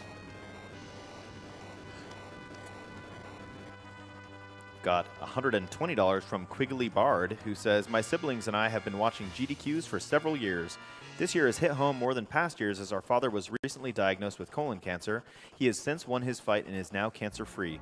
This donation goes toward making this the norm for everyone going forward. Good luck with the runs, and thank you for all you do. Also, just want to take a quick moment to remind you of a couple of bid wars we have going on for the Link to the Past randomizer, which is actually coming up after this. which is to make the run valid or invalidate it. And currently Validate is winning with $10,300. Also, you can choose the character sprite for the randomizer. And currently Mog the Moogle, very related to our endeavors here, is winning with $5,153. But Zelda and Dark Link are currently in a hot battle for second and third place at around $4,380 apiece. So if you want to choose one of those, get that money in. All right, MLG, MLG. Come on. Come on. Yeah! Most important part of the run right there. Yes. Hardest landing. Yeah, because that's a one-tile wide landing zone, and actually doing it without stopping is not easy. I miss these ladies, and I miss these frogs. It's a good place. Yeah, so this is actually something that Rivers is paying attention to right now, is depending on the NPC movement, you can tell where all of the NPCs are kind of going to move on a cycle. So by paying attention to where those frogs are moving, we can hopefully see where the chocobos are all going to be wandering in the next section. As for anyone who's played this casually, or even speedrun it, trying to catch a black chocobo in the forest upcoming is not easy. Yeah, myself, IO86 came up with the this kind of way to read the NPC movements. Unfortunately, it's not 100% reliable, and we got one of the seeds that's kind of off, so it's going to look a little weird probably. That's fair. So we did find Edward again, except now he is Bedward. And he has given us a harp, which we will take and leave quickly. So now that we want to use the exit spell, we do use an ether on Tella to get rid of the underflow status. And we are just going to warp right out of here. Yeah, because again, when his MP is glitched out, he actually cannot use magic from the field menu. So we had to fix that glitch in order to both warp out of here and also the Dark Elf's cave coming up. Just gonna do this for safety. No big deal. Yeah. I've been told also that we are getting quite close to meeting our donation high watermark for the AGDQ 2015, which was 1.57 million. Yeah. So let's see if we can top that during this run. I think we can do it if you guys just get those donations in. Okay. So let's shoot for it. Beat. And on that note, I've got $1,000 from Nick 119, who just says. First he says clap, clap, clap, clap, clap, and then he just says love. Aw. Yeah, I thought that was nice. Oh, yeah, by the way, I think it's completely reasonable for us to get to 1.5 million by the time this run is over. I'd like to see 1.5 million before he beats the next boss. Absolutely. Personally. So speaking of this current cave, the weird mechanic on this one is that you're supposed to de-equip all of your metal armor. Otherwise, you get put into a paralyzed status. So you can't see it because we're currently trying to run from every battle, but every character except for Sid is currently paralyzed. So yeah, that's what we don't want to see. No, it's not. Yeah. Those mages can use a stop attack on you, and if they back attack you and then use it on Sid, it's not a guaranteed game over, but it's a guaranteed major time loss and possibly a game over if they then manage to kill Sid before it wears off. He's the only reason you basically sit there for like 30 seconds. Yeah, exactly. So yeah, he's the only thing keeping you running right now. So you need him not paralyzed. All right, so now we're hoping for the power of Cain to protect us in these last sections of the cave too, or come on, Batman. Yeah. Yeah, Batman. I'm glad you stole Batman's gloves. I was gonna say, what are you talking about? There are no bats here. Oh yeah, that's right. There are no bats here. No bats in this cave. I've never seen them. Nope. I've never seen a back attack to like how many bats? Was waiting for the next one to be to be one. This is the first time ever. Yeah. But yeah, there's what we keep kind of talking about here is that this cave is home to arguably the worst encounter formation in the whole game for any speedrun category to get back attacked by, and it's a group of 6 cave bats,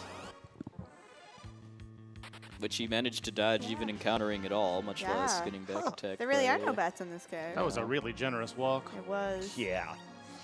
So remember that iron glove we stole from Cain earlier? Well, we are finally going to put it to some good use here. Yeah, it's got a grapple gun built into it. Yep, and give him some good protection. Does it have a battering? Well, it's Sid. It probably does. Oh, no. Wait, what? Oh, the run's over. Reset. So that is, you cannot win that battle. Dark Elf really destroys your party. So rather than waiting for him to kill you, if you just make sure everyone is wearing metal when you walk in, you just automatically die and go to the next It does, cutscene. however, sadly cut out one of my favorite bits of dialogue, which is me attack you. Yeah. The Dark Elf is the true hero of this game, by the way. Yes, he he is. manages to take the crystal, and nobody would have gotten it if not for that meddling Cecil. Can I read a couple donations as Edward plays his, or Spoonie, pardon me, plays his touching song? Now that you've said his name correctly, yes, you may. Thank you so much. We've got $200 from Penguin8R, who says, Yes. "Good luck to Rivers. Looking forward to many tele-life moments." Thanks, Penguin. Appreciate that. And I've got $30 from Nirm. A truly Yeah. impressive run so far Nirm. from a truly impressive speedrunner. Rivers has always contributed a lot of blood, sweat, and tears to the FF4 community, and it's awesome to see him able to showcase his effort, knowledge, and hard work. Hoping the run continues to be fantastically done. Got $250 from Crazy Carl, donating during the run of the first Final Fantasy I ever played. Still have my SNES cartridge. Congrats to the AGDQ staff and runners for putting on yet another great marathon to help stop cancer. And then I've got a quick question. See if you guys have an opinion on this. $120 from Jim Bradfield, who asks, question for the couch. You seem like the sort of folks who play a lot of FF4. Which version of FF4 would you recommend for someone playing the game for the first time? PSP. Yeah, PSP or PC, I would say. Yeah. Oh, Not he's PC. trying to turn his life around. Yeah. Me change. Change for the better. So one of the things we do want to note about this fight is, for some reason, when Dark Elf switches form, he doesn't have the usual boss flags for making him immune to things like weak. So we greatly abuse this and very quickly take care Yeah, of it. because what weak does is it reduces the target's HP to single digits. So Yeah. once you hit him with weak, anything will finish him off from there. Yeah, we did make sure to kill off the character on our side who got weaked, again, for experience routing. Yeah, because I don't think we've actually mentioned the Shadow Party too, because the way experience works is that it gets pooled when you win a fight and then divided up among all living characters at the end. But then a share of that experience also goes to characters that have previously been in your party, left, and are coming back, and most notably Kane or Batman, who a lot of the routing for this kind of mid-game part of the run is designed to get Kane to rejoin us at level 19, which is an integral part What a nice of some, chocobo. That was. of some of the boss strats after that. Yeah, so speaking of more glitch manipulation, We're just going to park here for some completely random reason. Don't worry about it. he just lives hanging out in that forest. And we like walking through forests, too. It's got like good Geshel greens or whatever they ate in this game. I don't Yeah. know. I Was this believe they before can. greens were invented? Yeah. I like carrots. And then he's stepping off the carpet here for step manipulation. 'Cause just Oh, like in now we're off the carpet. Just Yep. like in Fabul Castle, the carpet does not count for the step counter, but the cold, hard stone does. Yeah, and it's particularly important here because the next dungeon we're going into is really bad for back attacks, and really nasty ones at that. So we want to be on step route as much as possible. Batman. Batman. And here? Occasionally I hear the voice of Batman. You know, this actually works. It works out really well, but he's named Batman, I think. Oh, I like it. Yeah, we're seeing the bat signal right now. All right, we're saving right here. Because this is just such a tough dungeon, and we'll cure up Cecil as well. Yeah, I mean, there is a kind of a noteworthy increase both in difficulty of monsters here and also odds of getting back attacked. So it is very much possible to just flat out die here if you get really lousy luck and aren't really conservative with your healing. Yeah, for the marathon's sake, we will be as conservative as possible. If this was a PB attempt, we'd just be crossing the fingers. Time for a couple donations. Yeah, go for it. Yeah. Okay, I've got $50 from Vanny Van. Hey guys, Vanny Van here. Had to donate in honor of our community's favorite Tiger Dad. Good luck on the run, Rivers. Put this donation toward Runner's Choice. Also, hey bro, sent ya. Why? I had fun hanging out with you at our RPGLB, and I'll see you guys again in May. Okay, stop faking me out, okay? Like, Draw the line in the sand right here. This stops now. Thanks, Marty. yeah, if you're gonna start, like, go all the way, okay? Actually have a pun there. You heard the man. Yeah. So Keep before those- we get to those the ones before coming. we actually go to the bosses here, we are going to be stopping here to fight this optional fight here with the flame dog, because the treasure we get from this fight, a flame sword, is a pretty significant upgrade in damage output. Yeah, and even though this is just a random encounter in a chest, this encounter does end a lot of runs in this category. Yeah, and So he's also setting up for duplicating the flame sword as part of the fight too. Kind of the same way he duplicated the, similar way that he duplicated the shadow shields at the very beginning of the game. yeah. So once again, setting up the MP underflow for no reason. And also kind of using the fact that you have to, or that the optimal way to do it involves casting Cure 4 just to heal the damage you took from the Flame Dog too.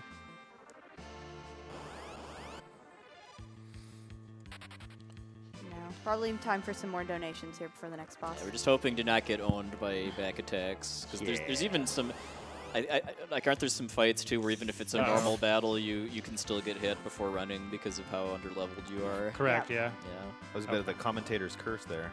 Yep. Not bad. We've got $300 from Anonymous. Congrats, Rivers, on all your hard work. Nuke Glitch is definitely going to be worth it. Have an awesome run. What's Nuke Glitch? Who? What? I've got $25 from Jim Starkiller, who says, shout out to the man Puexel on the couch, whose FF4 and FF6 runs on Twitch introduced me to the wonderful world of speedrunning. Thanks for always being such an informative streamer, and for taking time to answer all of my noobish questions, like, what does RNG stand for? RNG stands for Raspberry Nummy Gummies. Ooh. Delicious. Sounds tasty. Yum. Thanks for the compliment. No thanks to the back attack. Okay, good. Okay. Because, yeah, you see how much damage these attacks are doing. This is why he's going to be healing after every fight, just because just a couple of these in a row and you're dead. Yeah, when you have the Paladin Shield, which is one of the things I didn't actually go out of my way to get because I'm stupid, it actually helps you a lot for this segment, but yeah, the way this is set up now, we've pretty much got to heal every time. Yeah, maybe this might be a good time to talk about the back row glitch too, since I know you used that on the Dark Elf, and it's going to matter for. Yeah, For Natara, do you want to Alice. explain that a little bit?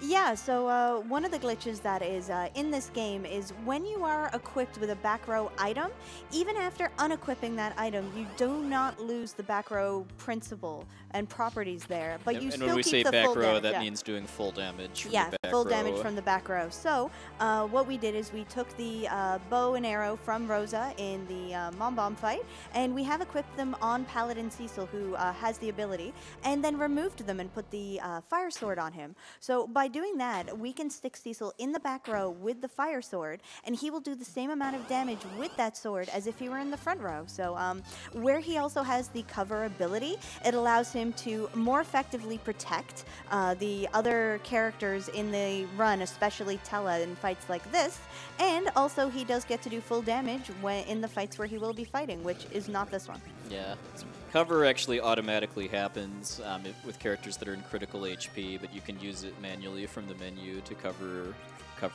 regardless of that. Yeah, and in fights like this one where it's really critical that characters like Arby's stay alive, you definitely want to use cover and cure where you can. Also doing some inventory management here, just tidying things up since we have to sit and wait anyways. And oh hey, another Meteo.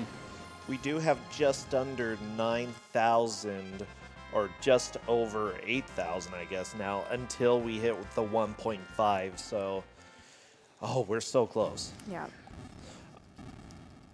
I do think we need the audience to yell in mourning for what happens to our beloved franchise in a little bit, though. Yep. Yes, Ready go for ahead. tragedy. I'll probably remove my microphone so you don't, you know, have too much of it come across.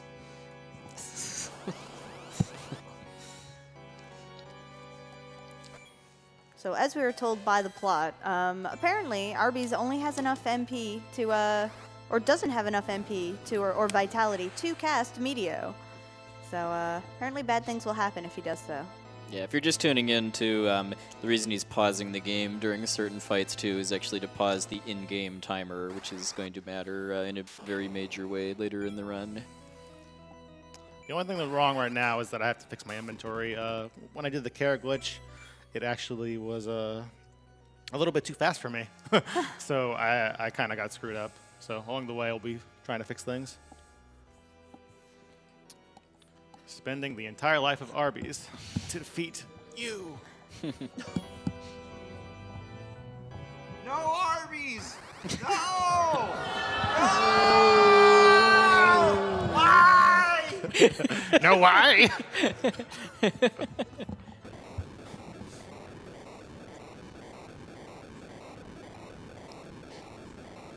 I think a fun bit of lore for this fight too is that Tella's magic stat or something is very glitched out here too, and like the normal spells he's casting do chip damage, which wasn't really intended.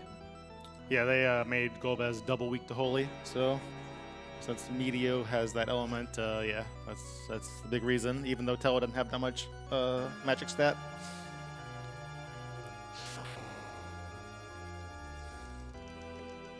So this is a good time for donations. Cool. On the subject of meeting AGDQ 2015's donation goal, or a total of $1.57 million, we've got people who are starting to dump some money toward that. We've got speaking of the twin attacks that were used earlier, we've got twin donations here. An anonymous donation of $1,000 that says, "Let's get that to 1.5 million mark." Donation goes to Runner's Choice. And let me follow that up with a $1,000 donation from Dubanka that came right on the heels of this. Oh no! Oh no! Arby's! I loved your turnovers! Oh my! Can I get some applause from the crowd? That was great.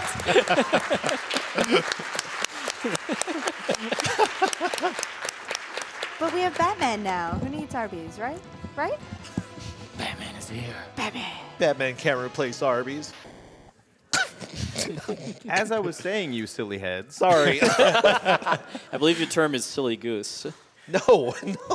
We had two twin donations for $1,000 apiece. Yes. One from Anonymous and one from Dubanka, who both basically said, "Let's hit that 1.5 million." And then we also had $600 from Anonymous. Said, "It wasn't that long ago it seemed like surpassing $1 million at an AGDQ was a crazy idea, and now it's almost past 1.5 million and still going. It seems like reaching $1 million is almost a given with an AGDQ, but of course it's not. It relies on everyone's contributions, which is what makes these events so great. And let me remind you that although I'm reading some big donations right now, every single $5 donation counts. So whatever you can give, put that toward it, and let's reach that next milestone of 1.57 million.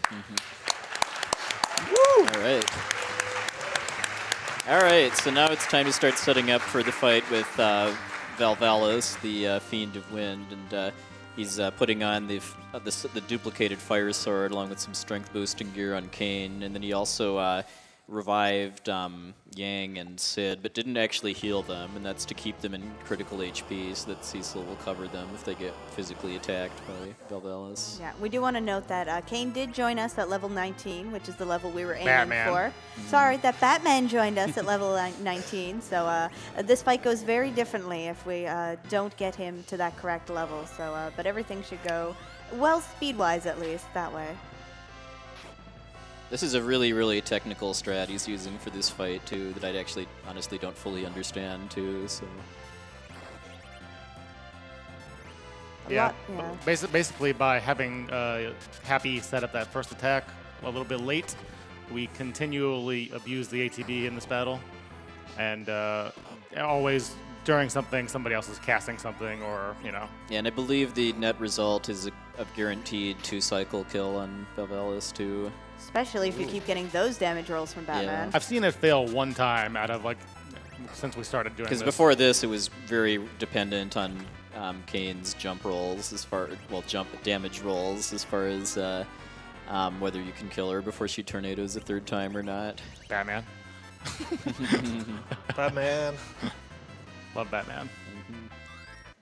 Yeah, and one thing you'll definitely notice is we did use slow on Valvalis twice.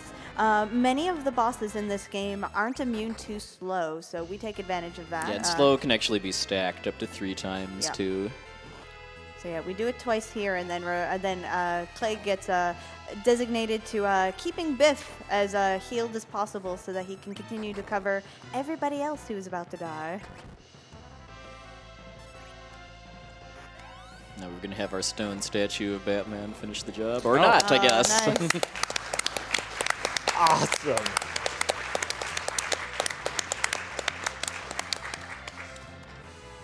Even in casual playthroughs, that boss fight is extremely stressful. Yeah. Especially if you don't use slow, too, because she's constantly trying to turn you to stone and cast weak on you and stuff. Yeah, slow doesn't actually change the ATV very much, but for whatever reason, in the fights where there's like a transform animation, slow really impacts how quickly that comes up. And we don't use slow a lot in the speedrun, but one of the cases is just right here, because this boss, if you can keep the transform attacks a little bit slower, then you can consistently get it out of Tornado before it does weak again. So, donations. Yeah. I've got $50 from Andrew, who simply says, Arby's, no. No! Please send more donations as memorials to Arby's. Poor bro sent ya. Because I will miss him forever. I've got $1,000 from Anonymous. That's the way. I lost my father to undetected pancreatic cancer this year. Hopefully this donation helps other dads. Also, save the baby Yoshis. I've got $200 from the Argon Game Crew, who says, fight cancer and save the Yoshis. Wow. People like these Yoshis. We've got $123.45 from the Fan Gamer, who says, so nice to watch Final Fantasy IV played and explained by the experts. Great couch commentary and loving the hilarious names that won the bid wars. P.S. Tomato says hi.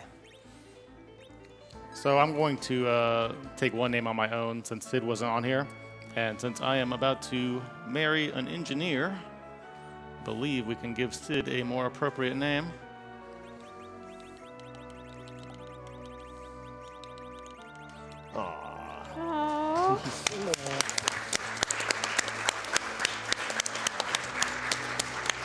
A subtle tip of the cap. Thank you for not getting too angry about the silliness and all the time it takes up.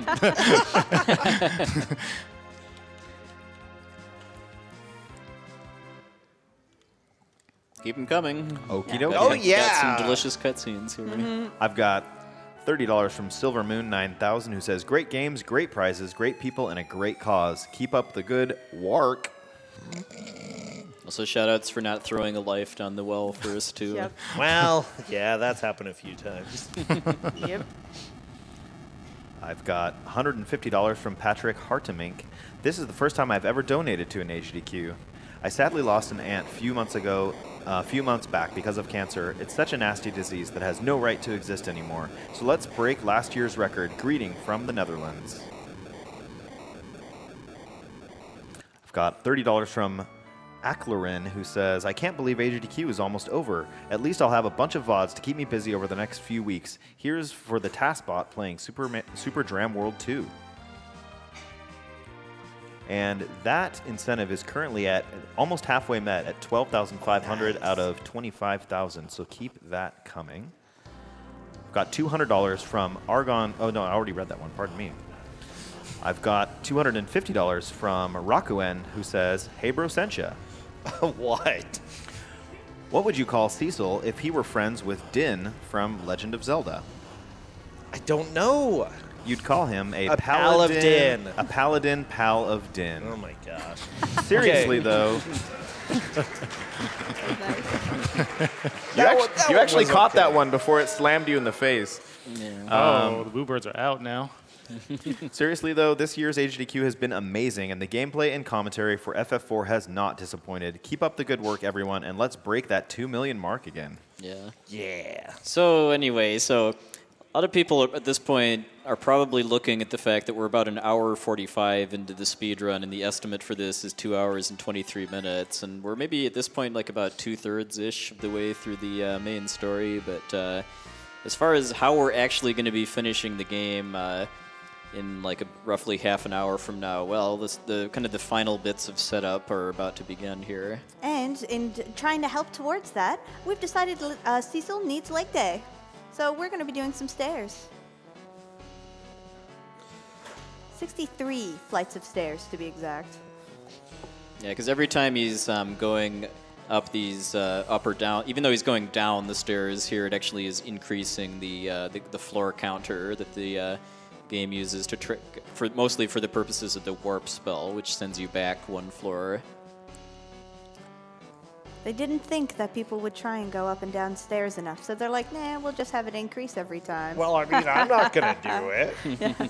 Boy, were they wrong. I was going to say, like, 2 flights of stairs, I'm done. Yeah. So you can probably fit in another couple donations here. Okay, I've got $200 from TFT, who simply says, thank you for the awesome runs. I've got $25 from Chad Atchison.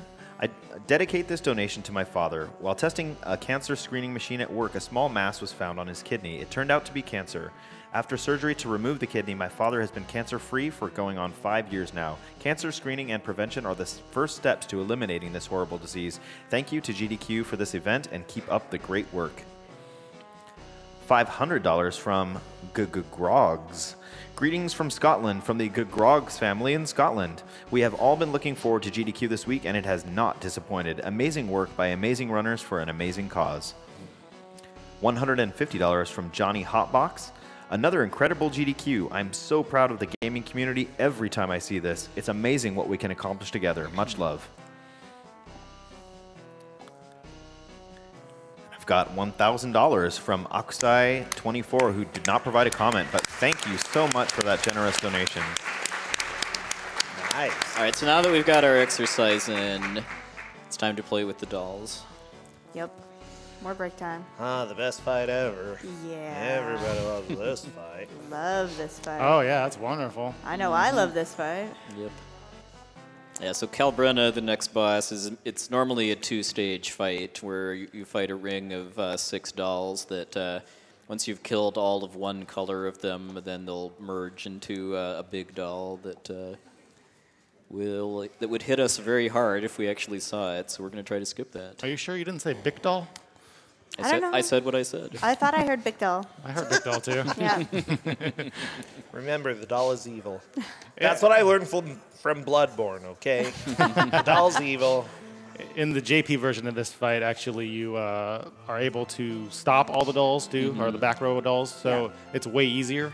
Yeah, the Japanese version is very, very different for speedrun purposes. They took out all the fun items, basically. Yeah. So in the JP version of this fight, it's a lot safer, a lot faster. I mean, that's a big part, too, why there isn't really a competitive glitchless category for this version of FF4, too, just because a lot of the tools you'd need in order to make the run fun to do without using glitches don't exist in this version of the game. So the general strategy here is to use Kane to get the back blue dolls who have more HP, and have Cecil attacking the orange dolls in front. Happy is going to be kicking all of them, and we're going to have some special things for Clay. Yeah, the orange dolls have 300 health, and the blues have 1,000, so that's why he's targeting his jumps on the blues.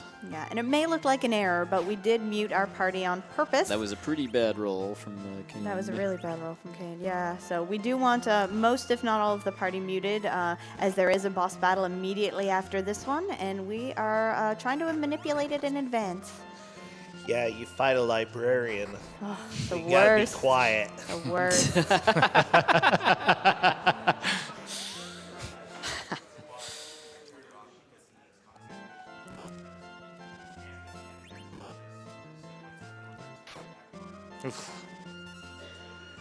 Yeah, these are some really terrible rolls. Yeah. So again, you've got to time it so that Batman is holding back too much here. yeah, you want to kill the last blue doll and the last orange doll at the same time. Otherwise, or basically the same time. Otherwise, it ends in sadness and tears. So we definitely do not want either of those things.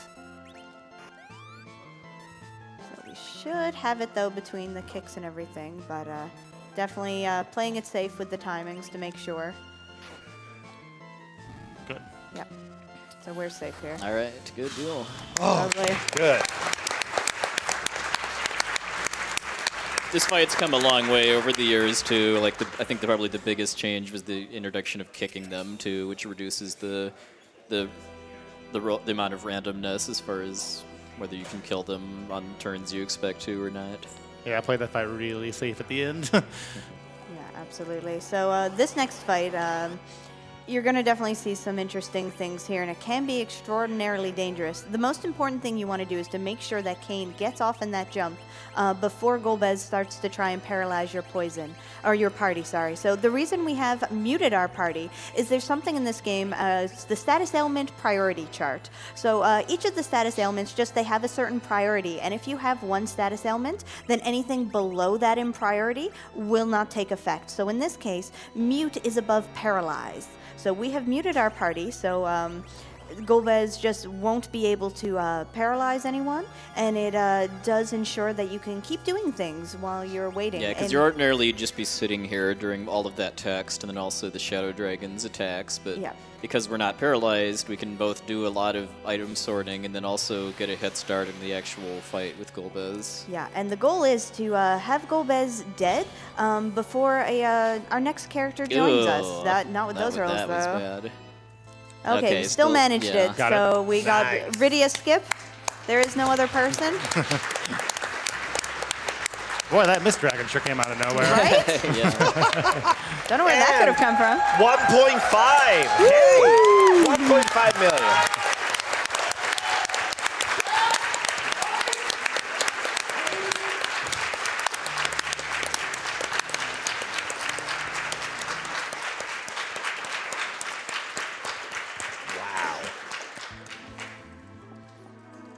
Get the creepy hand. Yeah.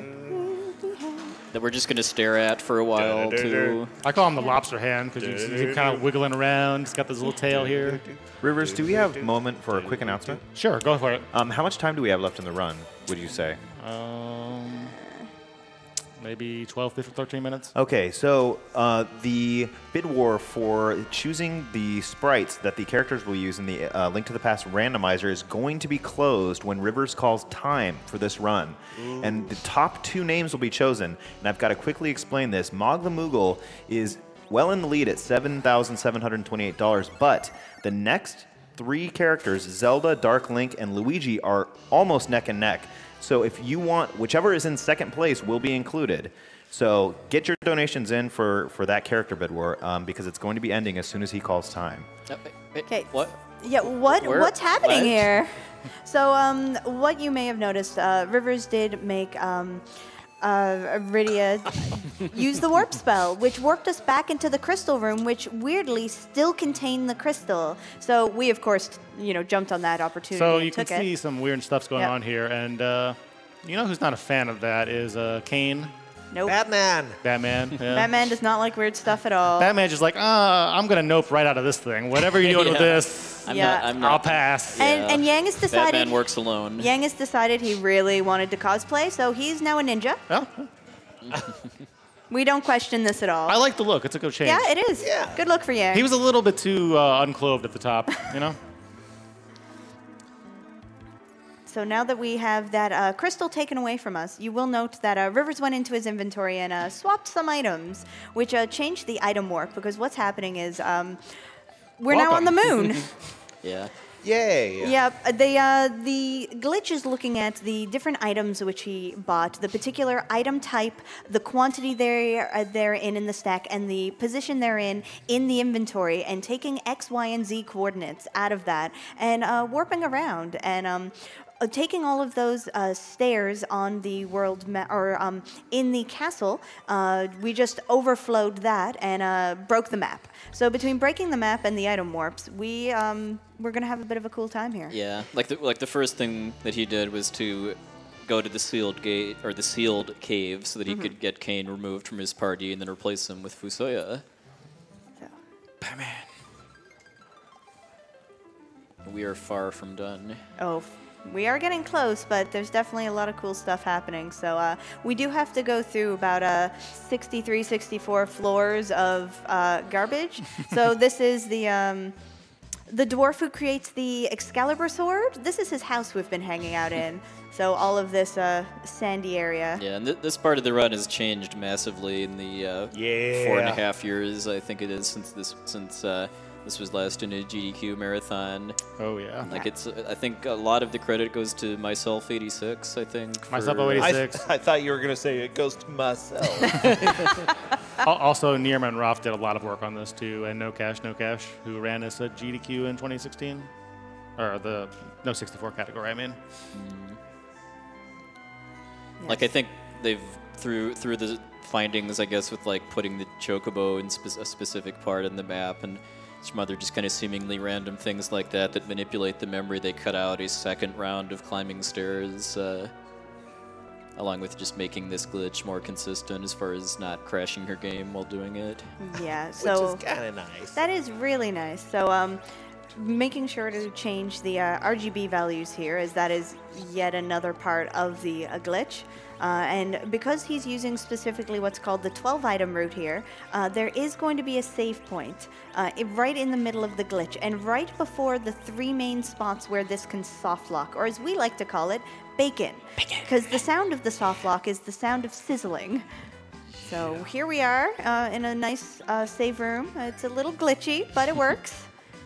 So he did check his in-game timer, as that's one of the things it checks. That's the bacon sound. That's the bacon sound. Bacon. So it meant the time was not quite right. So we're on 144, which is usually a pretty clean time early, which means we might be late, which means we might be waiting a while unless we just go for it. Yeah, what he's looking at on his laptop now is actually a pretty elaborate chart of times that it's safe to go through this part of the glitched floor progression. Yeah. Yeah. We made it. And we made it. Bacon in hand.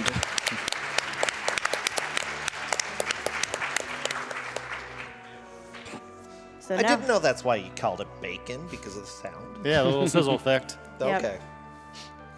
And so we're going to keep on walking through here. No big deal. I'm sure everything is normal. The game is reacting to this fine. get to hear a lot of different music. Oh, yeah. Yeah. Maybe while we're doing this, too, we could kind of remind people that this category is called Any Percent No Credits Warp. The true Any Percent category is in the fastest what's the speed run spell? for this game. I don't know. Just looks a little Yeah, weird. I it's- say ignore it. Well, yeah, but the true Any Percent category is pretty much the same up until this point, but then it does a different route through the floor glitching. And Oh, then hey, where just- are we now? Instead We're of back on the moon. instead of going to the moon here, it just calls the ending, but it's inconsistent as far as whether it actually works or not. So this kind of remains the most popular and competitive category. Yeah, Laura. So, and since we already have Fusia in our party, who is supposed to be in this cutscene, so instead, the position in the shadow party that it goes to pull, in this case, happens to be Laura. So we're going to get to see some cool things, and one of the really fun games we like to play as part of the community is you're going to see Laura's casting some spells here, which she usually would not have.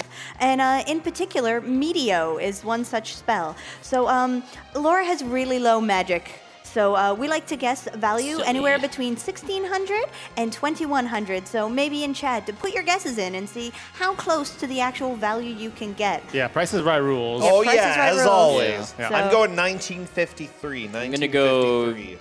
2018 for AGDQ 2018. 1842. 1600. You guys are suckers. I do like how Sid is peering at Yeah. the silliness in front of him through his He doesn't know what's going on here. Nope, not a magnifying clue. glass. He didn't know why he's casting spells. Too bad he didn't have those spells usually. Yeah, he'd actually be useful. Yeah. Speed run. So you probably have time for another donation. I don't know why we're all nice to Golbez here. One thing we should talk about here is that what FF4 teaches you is that if anybody starts breakdancing on the floor, it's usually a bad sign. Yeah. Man, he's on fire.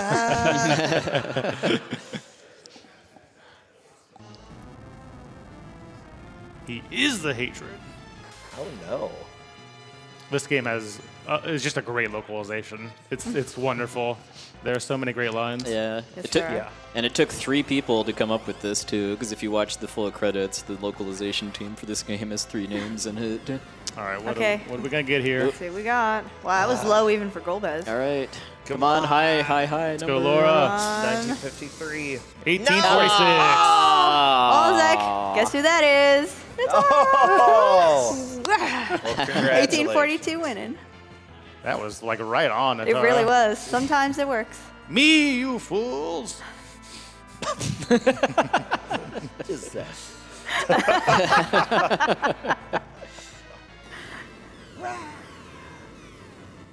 Oh, that hurt. His was a little better. Just a little bit. Oh, we've got that weird, like, cosplay going on again. Yeah. You know, I think Yang has really rediscovered himself Yeah. since the boat pushing off. Oh, look, Yang's brother. Yeah. How nice. He started eating his carrots. He's got his life together. Guys, everyone's okay. And Sid's here too. Sid's everywhere. No, why are the twins He really back? booked it from getting from the underworld to this tower too. He's a busy guy. You know, he's got all the airships too. That helps. The mac and cheese is no longer stale. Nope. Still no Arby's though. Oh, no! You had to remind Wow. him, Yeah, I didn't did. you? Wow, Natara. Bringing it home. Arby's! Why? All right, so we go out here. We get Fusoya. If you watched my Harvey Relief Done Quick run, you know that Zeramus doesn't really like reflected spells very much. Yeah, because he's got 2 health pools, and by using a glitch involving reflecting spells off of a wall spell, we can actually kind of short-circuit that and skip his 2nd health pool. Yeah, you definitely don't want him to hit that health pool. It extends things a huge amount. Yeah, so we've only got Fusoya for this fight.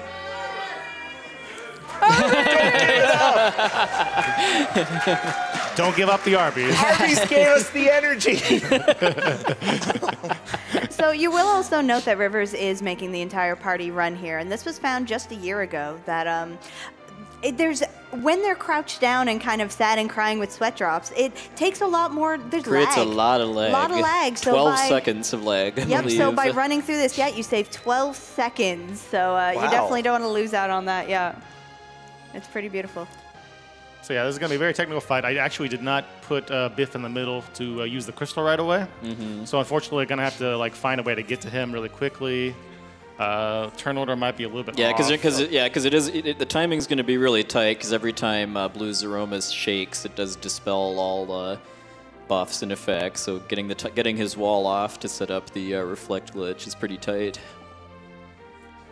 All right, just about Let's to see. start here. This is going to be a tight one. Okay, we'll go in here and oops. Well, parry. We can get to Biff. I believe in us. You can do it. That's going to be time.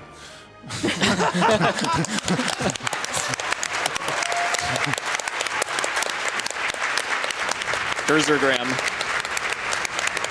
Don't forget to eat your Gerzergrams.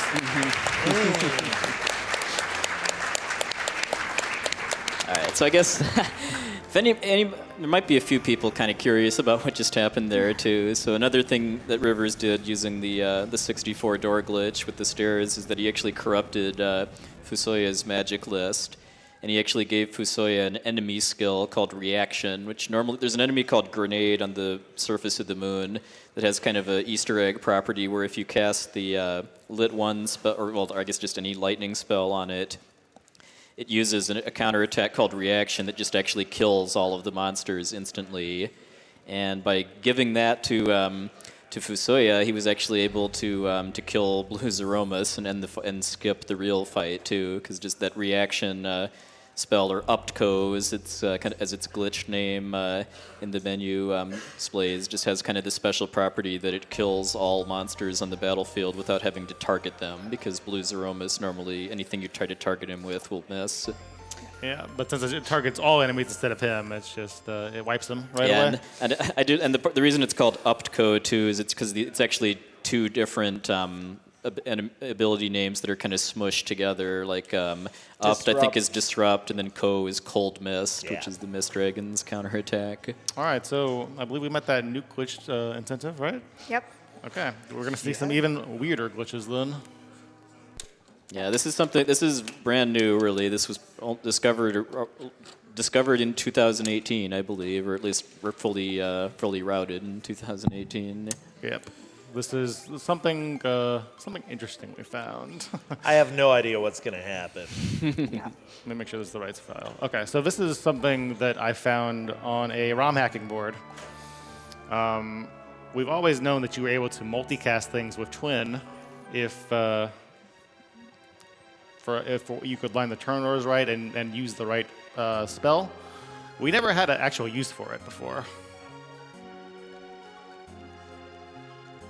Yeah, doing this does require a kind of a specific battle to use it on, though, as far as achieving the outcome that he wants. Okay, that's good.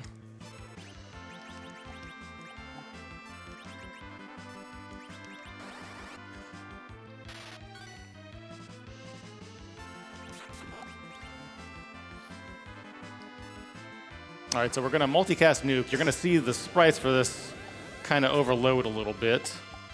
It's a little glitchy. Nuke is supposed to be single cast spell. So the first sign that the game is going wrong with this is right about here where you find the dummy item. Ooh. Here's step 2.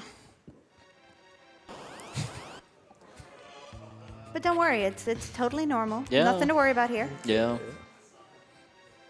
This is reminding me of the Mario and Luigi Superstar Saga run earlier in the marathon too. I mean, there's still a game behind there. You just have to know where to look for it. Mm-hmm. All right, so you can see the text scrolling behind here is behind whatever's going on the screen now. It's actually the text for Keinazo. Apparently, he was sick of hanging out in Baron Castle waiting for us, so he decided let's pay him a little early visit. Coming down into the sewers to finish the job himself. And of course, you can see because the game is trying to load all this stuff at one time, it's really having problems with it. Oh, hi. So we're gonna kill him really quick because these characters are level 99. Good thing you've got Nuke, yeah. Just to demonstrate the glitch. So after this guy dies, I'm gonna put my controller down for about 8 minutes. The game is going to do everything on its own from here on out.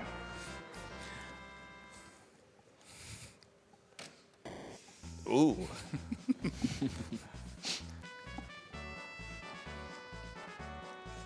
So if you can read the background text, it's very hard, I understand. I've been like squinting at it for a while.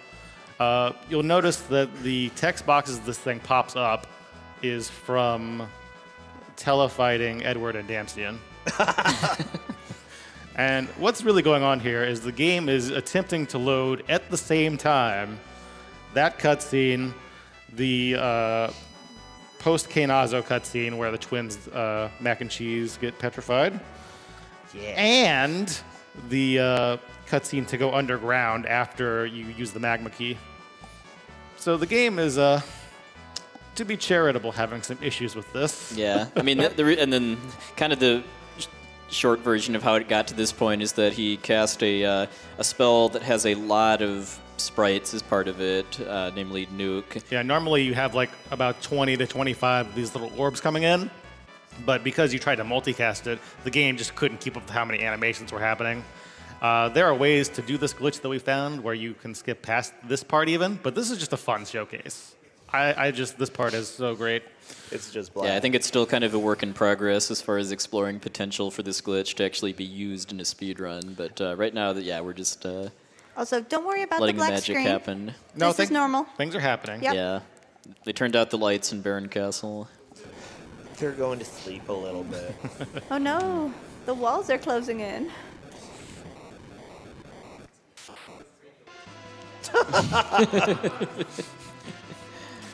Now, you could say that that's from Mac and Cheese petrifying themselves, but it's more like the game is concerned about itself, I think, at this point. It's like, can I petrify myself? If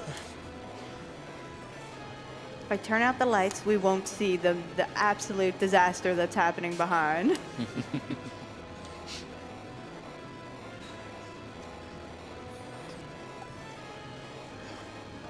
What's going to happen next, though?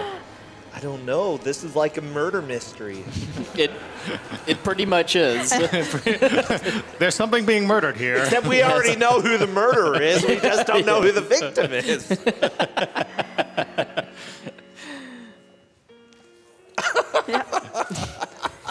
We know someone's gone. Yep. I'm supposed to be sad about something. I'm feeling very sad right now. No tears. Something is definitely happening here.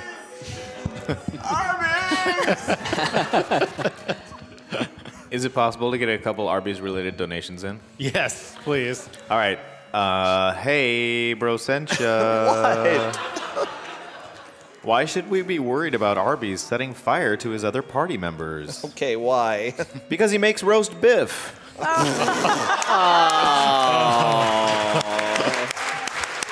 That was good. That was good. That was a good one. I'll give him that one, yes. That was a $30 donation from Andrew E. And then we have Fry Frenchley with a $150 Fried donation. Frenchley. Who says, remember the last words of Arby's as he laid on his deathbed, lips flecked with bronco berry sauce. You have to kill the Yoshis. So this is normal. This cutscene always has shaking, I think. Yeah. Totally. The Bronco berry sauce. It just kills me. By the way, all the text boxes that are happening right now are behind the actual animation map stuff here. If you'd like turned off background layers and stuff. Yeah, in you would the see game, them. Yeah. Oh, that's nice. And it's just going. Yeah. It's going at the speed of the legend text, so it's just very slow. Slow. But yeah, they don't really care. They just know the bowling alley next door is having a tournament right now. Yeah. Oh, jeez. And don't worry about Baron. There's just a little local earthquake. It's fine. No worries. You notice that Cecil has decided that dancing is fun.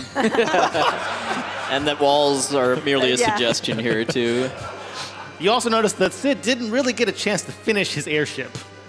But he did add a lot of bookcases, which are pretty swank. Oh, Yeah. nice. I think it's classy. I think I it's do. classy. It's a good look. Yep. Oh, hey, I saw a text box there for a Yeah, second. yeah. Reminder that Rivers isn't even holding a controller right Yeah, now, this is- too. This is the game. The game is doing this all on its own. That's not the right animation at all. Yeah, No, that's, it is that's not. the Giant of Babil normally. Oh, and we got kind of a little add-on hovercraft and creepy hand And on our hook. Oh, Yeah. nice. too. Oh, I like the hat. Right? Sid, you're not part of this conversation. No, the hovercraft.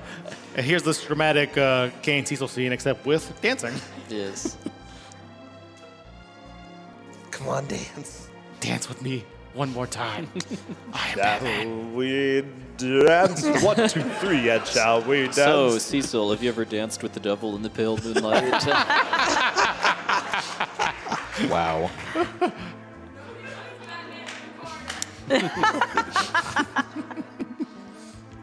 Can't even bring himself to look at his friend after betraying him. One more dance.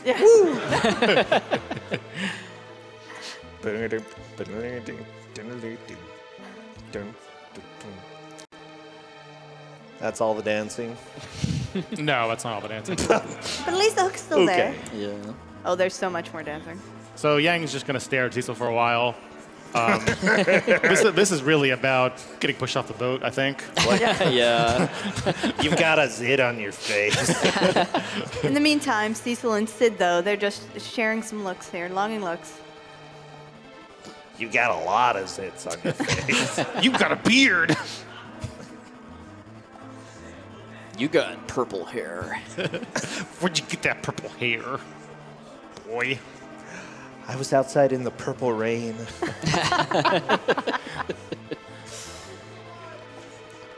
Yeah, also, note Arby's is back.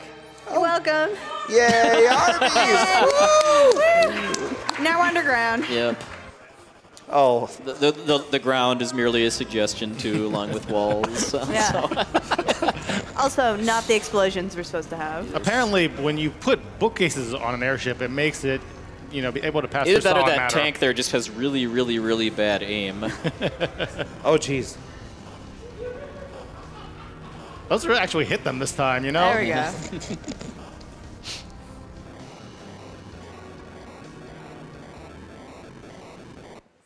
Okay, they're crashed. Correct. And now, for the first time in minutes, we're finally going to see the text actually scroll for more than like a half second. Oh, good. Yeah. I'm really happy that it's there. It tells us a lot about what's going on right now.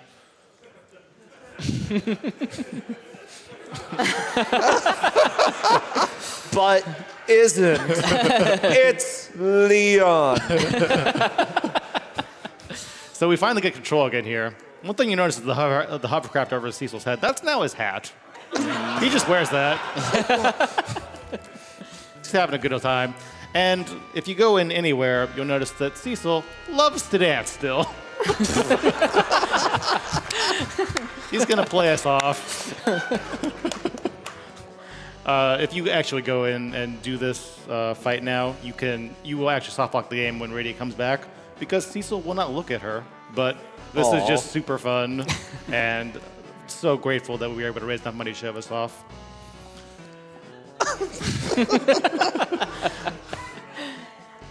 Oh, everybody dances. Yeah, everybody dance now. That's not part of the glitch, though. You can actually just change which character is on for your field sprite by Wait, do they all stop L and moving? R buttons. This text is still scrolling very slowly in Oh. the background here. If we went up to the Dwarf King, we would talk to him, and it would take literally 5 minutes to actually get to the dolls.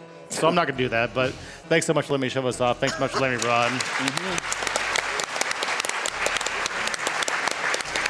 Really glad that went as well as it did. Yeah, first try Yang vegetables too. Oh, yeah. For the first time, I think too. Yeah, first time ever in a marathon. Thank you so much for that run, Rivers. You guys, it takes so much memorization, execution, and planning to get these runs going. Let's give it to him one more time with a good round of applause. Come on.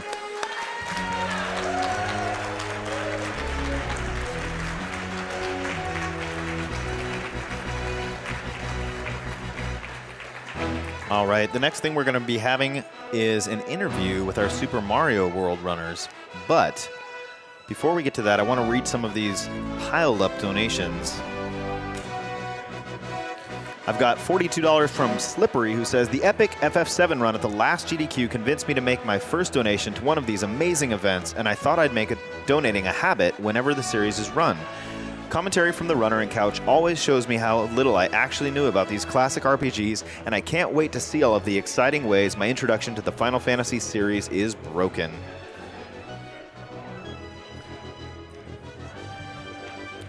I've got $150 from Reverend Bob, who says, Final Fantasy IV is my favorite Final Fantasy hands down. Reverend Bob, I kind of agree with you. I remember poring over the Nintendo Power for this game on the bus home from school. I lost my father to cancer. He and I would play games together when I was young, and now I play with my children. Anything to help keep families playing together is worth it. Donation to Announcer's Choice. Thanks very much. All right. We've got $25 from Vendetta and Duck Valentine. What an incredible run. I started Final Fantasy IV on the GBA years ago, but never finished. Rivers got farther in half an hour than I did in weeks. Keep going, we believe in you, and save the baby Yoshis. And hey, Brosentia, when a mother cow gives birth, does she become decaffeinated? I've got $512 from Care Yggdrasil, who says, GDQs are the highlight of my year. Keep fighting the good fight. All right, you guys, with that, it is the end of my shift here at the hosting station. I will be turning it over to Prolix next in just a moment, but we are going to play a quick Twitch ad break, and we'll be right back with you. Stay with us.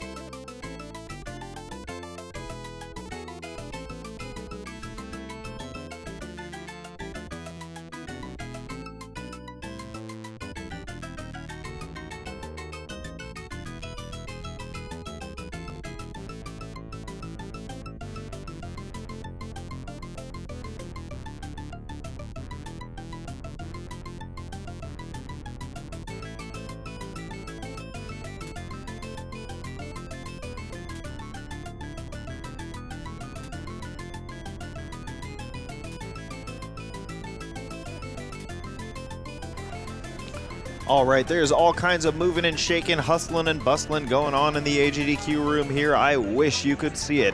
On that note, while we're breaking things down and setting things up, we are going to run some very important ads from our sponsors and be right back with you. Hang tight, you guys. We've got plenty of amazing stuff coming up. We will be right back.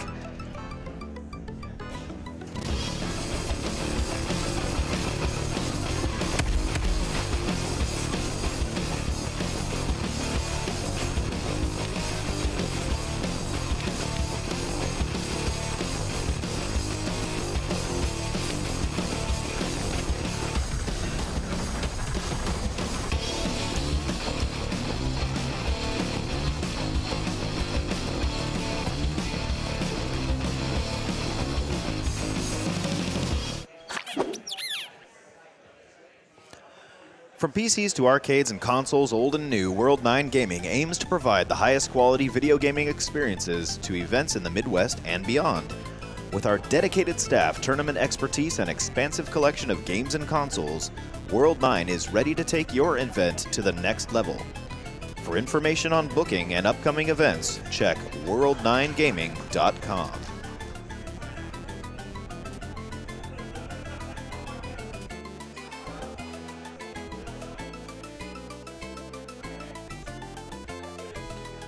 MagFest holds gaming events year-round with the flagship event every winter in Washington, D.C. MagFest holds video game concerts all over the USA and the world. Their flagship event pulls in 20,000 people for 4 days of non-stop gaming and music. MagFest is bringing MagWest back to Santa Clara coming in summer 2018. More info can be found at magfest.org.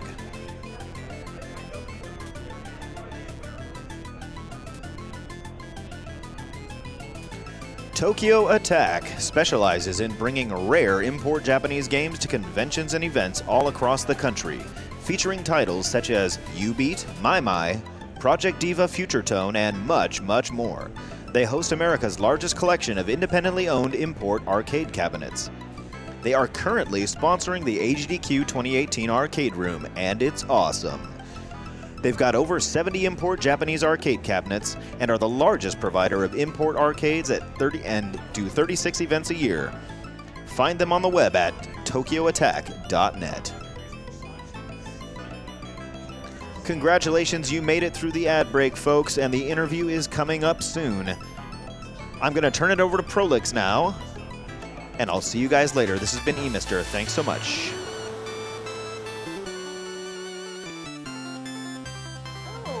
That threw like a solid second before I was ready. Hi, my name's Proto Magical Girl. I'm here with the runners of our Super Mario World No Cape, No Star World race.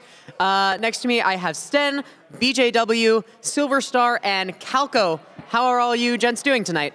Doing great. Great. Doing Great, amazing. even though you have to play Super Mario World. Yeah, people make mistakes.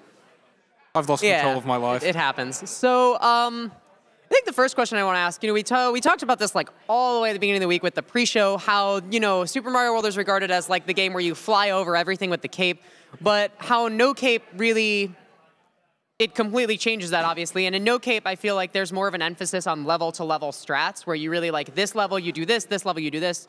So what I'm kind of curious about, in kind of a broad regard, is what kind of stuff are you doing to do No Cape fast, and what are your favorite levels? Well, with cape to go fast, you're rhythmically tapping back, right? With no cape, you're just holding right. So that's what we're doing to just go fast. Holding right, you heard it here pages. first. Just jumping, hold right, hold run. Occasionally there are rooms where you have to go left, so we Wait, do that. really? Yeah, there's There's at levels least we one of those in this run. Wow. Ladies and gentlemen, the raw skill of these runners, they can go right and go left. There's some levels you climb up, so you go up, but you don't have to hold up. In fact, there's one room where you fall down as well. I am absolutely, absolutely blown away. Calco and Silver Star, do you have anything to add? The best levels are the ones where you don't have to hold right the entire way through. So, yeah. Yeah, I like the climb when you have to climb the level. All right, well, there you have it. Calco likes it. Calco, I actually want to ask you, you were in Wednesday night's, I believe Wednesday night, Yoshi's Island race. I'm curious what's it like, you know, coming all the way here from pretty far away to do these 2 prime time races. Like, you've done it once, you're doing it again. Is it easier this time? Is it just as scary? I think for me this category is the easier one because I have been playing this like for too long time, and this was my first speedrun ever. So I'm pretty happy and confident because I could play 2 of my favorite games here, like ever. Okay, so I'm going to move on now to some social media questions. We sent out a tweet. Y'all responded with more tweets. Isn't social media wonderful? So the first question we have here is from Quizzical1. What is the hardest level to pull off without a cape, and how do you work around the obstacles? Donut Plains 3. Easily. I'd say Chocolate Secret just because Chucks with their football kicking is the most impossible thing in the world. Yeah. I have to say Wendy's Castle. I think it's Ludwig's Castle. It's the hardest to do it like optimal. Like really optimal. Yeah, a good variety of stuff for sure. I mean, I think one of the most interesting things about No Cape, I already kind of mentioned the like level to level aspect. I feel like it doesn't have nearly as many like lulls or easy sections as, you know, the Cape categories. You really have to be like into it the whole time. You know, every other level is some crazy hard trick. Okay, so let's move on to our next question from Desu, who asks, can you guys even deal without using a cape? No. It's impossible. I'm just going to forfeit halfway through, not finishing this run. Sometimes. Yes. Calco is confident. He's riding the wave from Wednesday. He is all over this. Next up, we have a question from the one and only Skybills. Approximately how many miles did you all travel combined to get here? And I know we have like 2 like pretty far international travelers here, so I think this is a really interesting question. Yeah, I'm afraid I can't answer this. Kilometers are clearly the superior unit. I don't understand miles at all. All right, Mr. Sten, then how many kilometers did you travel to get here? I don't remember. Calco? I come from a country that is summer right now, so that can explain to you, like really far. Fair enough. You two, anything to add? 3,000 miles for me, California. So. From Florida, however far that is. You'd think for a bunch of speedrunners whose game has this like really intricate world map, they'd be a little better at geography, but hey, okay. Moving on to our next question from Philippe Ho. I have a feeling someone's going to beat me to the punch, but I have to ask, if you could be your favorite Koopa boss for one day, who would it be and why is it not Iggy? Oh, it's always Larry. Larry Cooper, best Cooper. I'm going to have to go with my boy Morton. Roy, of course. Roy's our boy. Ludwig. Yeah. Wow, the people out there really like Ludwig, huh? Looks like Calco just earned some brownie points with the crowd. Okay, let's do, I guess one more question here from Suncare. What's your favorite enemy name? Are we going English or Japanese here? Either, Because, anything goes. I mean, if we're talking Japanese, Fugamanen is a strong contender. Atomic Telesa. Ooh. Mine must be Fugamanen as well. Guru Guru. A man of few words and many button presses, Calco is. Okay, so I want to talk about some prizes that we have tonight. As you can see, this table is just littered with prizes. It's the final night. I'm trying not to cry thinking about that, but it is. We have a ton of stuff, a ton of things happening tonight, and all these amazing things you can donate for. I can't even go through a name. There's tons of games, books, figures, there's a steering wheel of some variety, hurlers, a SNES classic, this absolutely incredible statue with a very adorable thing that I think is a dog on top. No, I think it's a cat, actually, looking at the camera. all sorts of stuff, t-shirts, you name it. If you can name it, it's probably on this table, and you can probably give us money in exchange for a chance to possibly win it. And while you're donating your money, we're coming up on the end of the marathon, as I said. There aren't a ton of incentives left. You know, I was like getting ready to bump the Super Dram World incentive because $125,000 is no joke, but y'all got that done before this interview even started, so I'm out on that one. I will say, though, there's still some money left for the bonus TaskBot run incentive, and, you know, if the TaskBot block yesterday wasn't convincing enough, then allow me to convince you. Please let my husband get another run in. Thank you. How about, you know, are there any like incentives and stuff that y'all would like to push while people are bidding on these awesome prizes? So it's very important to me that the Breath of the Wild horse be named Yobby. This is incredibly important. It must happen. I agree. Same. Yeah, same.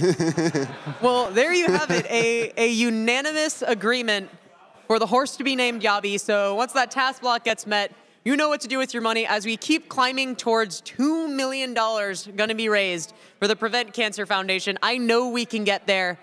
Speaking of getting there now, going to throw it back to the front in a second here for the Legend of Zelda: Link to the Past randomizer race. I am so excited for this. Randomizer has been huge in the speedrunning community recently, and we're finally bringing it to this amazing stage. And the transition I was going to do before I started talking about how cool video games are was something about them needing to find the way to get there, just like we're going to get more money raised for the Prevent Cancer Foundation. So my name's Proto Magical Girl, here with your Super Mario World No Cape, No Star runners, who you will see after this Link to the Past randomizer run. Going to throw it back up to the front now to get ready for LTTP.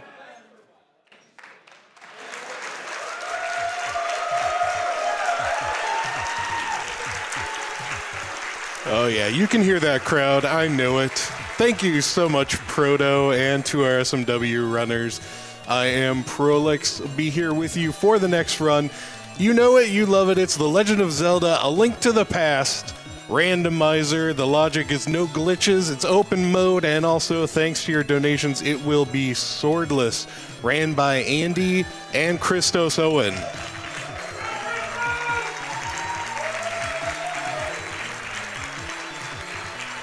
Also, if you have no idea what I meant by swordless or open mode, or that the logic said no glitches, don't worry about it, because along with Andy and Christos Owen, we'll have the wonderful commentators Willard J. Bradley and V-Torp guiding you the entire way. So if you say, hey, I've never seen a randomizer at all, never mind Link to the Past rando, you know, what do I need to know?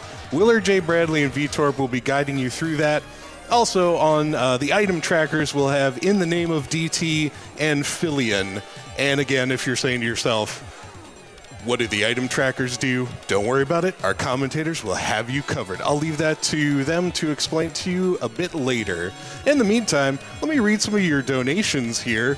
We've got some coming in referring to a lot of the upcoming incentives. Thuox donated $500 and simply said, TazBot hype! Thank you, Thuox. I believe that's the first hype donation I've been able to read this marathon, so I appreciate the opportunity. And speaking of the TazBot showcase of Super Dram World 2 has been met.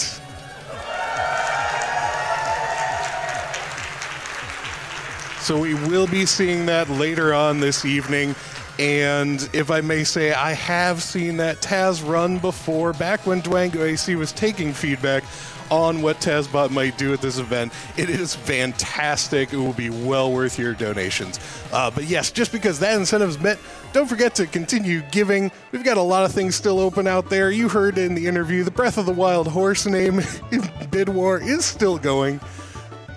That's going to be a great one. We've got Yabi, which was one of the runner's choices, will be, is it about 7th place? So that needs some help. And then we need, my personal choice would be My Dude, which is in 2nd place right now. So if you wanna help out, donate toward My Dude. Why not? Here is a $50 donation from Nizumi regarding the randomizer coming up here. Shout out from a game developer. I've been looking forward to the Link to the Past randomizer race all week. I'll donate another $25 for each runner that gets Sriracha's green pendant item, and $25 for each runner that does first Aghanim fight. I'll also donate another $100 if the seed requires the pedestal item. Nice, Nizumi. Thank you so much. And just so you are aware, I've heard the runners will not be able to hear me, so they don't know that your bonus incentive ideas are in place. But so that'll be a little extra fun. But yeah, feel free to donate if any of those things come true. Thank you so much. Also got $200 from Roy, who says, "Here's to a great cause." Thank you, Roy. Yuli with a $150 donation says, "Always try to watch as much of GDQ as I can live. I am always floored by how much skill and knowledge is displayed by the runners and the couch. Keep up the great work, and let's do what we can to help stop cancer." Thank you, Yuli, for your generosity. And the next upcoming bid war that we'll be closing out, of course, relates to our randomizer run. It's to open that final chest or not. Do we validate the run or not? I believe the audience wants to save the frames. Is that right?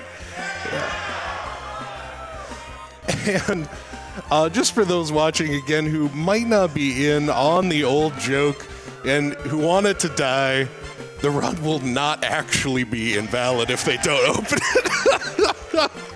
I feel it has to be said, because we've got a lot of uninitiated out there who will be seeing randomizer for the first time, and we don't want any confusion. Let's see, Mr. Spills here donated $100 earlier tonight and said, "Going towards the Dram 2 run, come on, it's for the people." Mr. Spills, you got your wish, congratulations. I have a donation in the amount of $1,600 here.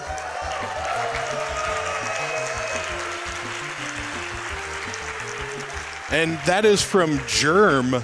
Germ left no comment with that, but we thank you so much for helping out the Prevent Cancer Foundation to the tune of $1,600. That's fantastic. You know, I've been here hosting all week long, opened up the marathon, so our donation totals start creeping up. The next time I came back was Tuesday evening. We were already over $300,000, and now here I am, blown past $1.5 million. The pacing is just incredible, and we thank you so much for all the money you've given.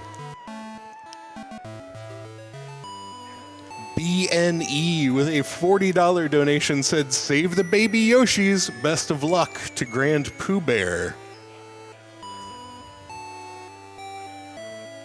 Snow Rook donated $200 and said, "Been watching all week. Keep up the great runs for a good cause."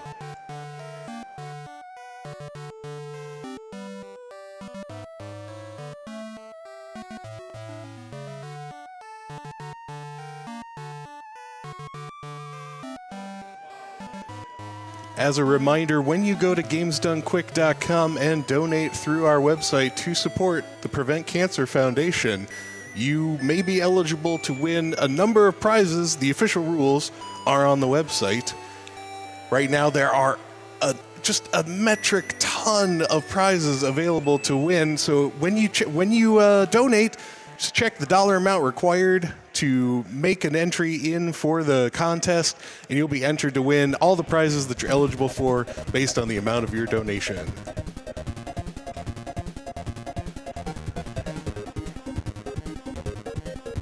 Beanopolis donated $150 and said, "Great event as always. Many thanks to the runners and those behind the scenes." And speaking of, those behind the scenes are still busily working to get our Link to the Past randomizer run ready for you all. So stay tuned, and that will begin shortly.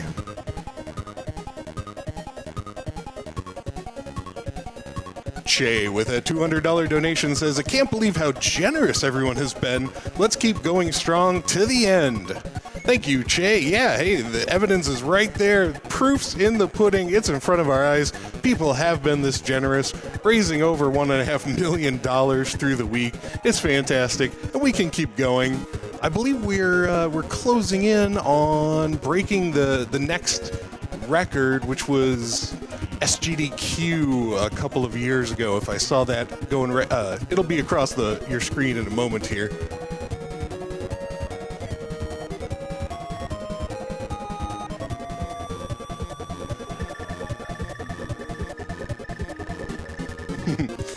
Molly Wop Goat with a $32 donation said, "So awesome to see we hit $1.5 million. But that doesn't mean we can stop there. Keep it going, everyone. Also, super excited for the Super Dram World 2 run. For the people! Hashtag Team Save the Yoshis." Oh, let's check in on that. Currently, Save the Yoshis is in the lead. All right, and before I send it back to the main stage, just had one very special donation to read out for you all. That's in the amount of $1,359.90.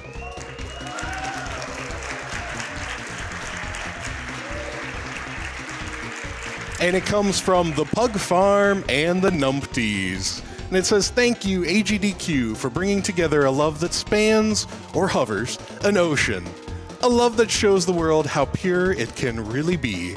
Thank you for letting the Andy and Christos Owen US-UK Zelda rivalry continue. Love, the Pug Farm Numpty Alliance."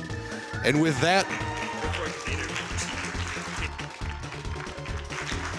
we will be sending it to the main stage and a set of interviews here to introduce the race. It's the time you've all been waiting for. Legend of Zelda: Link to the Past randomizer beginning now.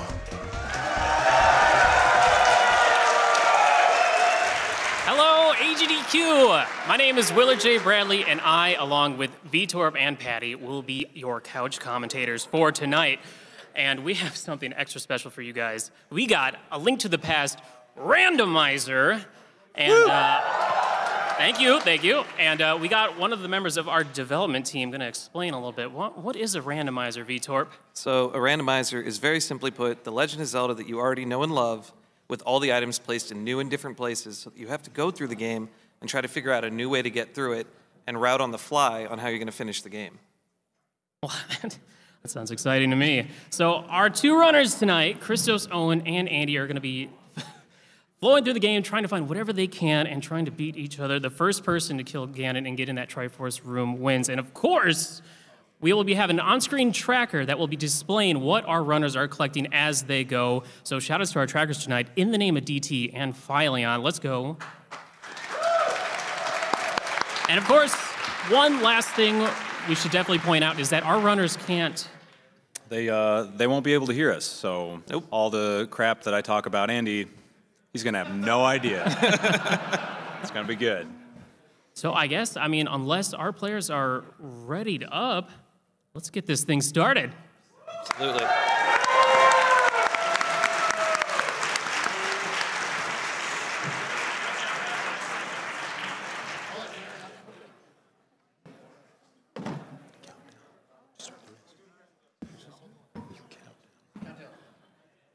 All right, we're doing a countdown. All right.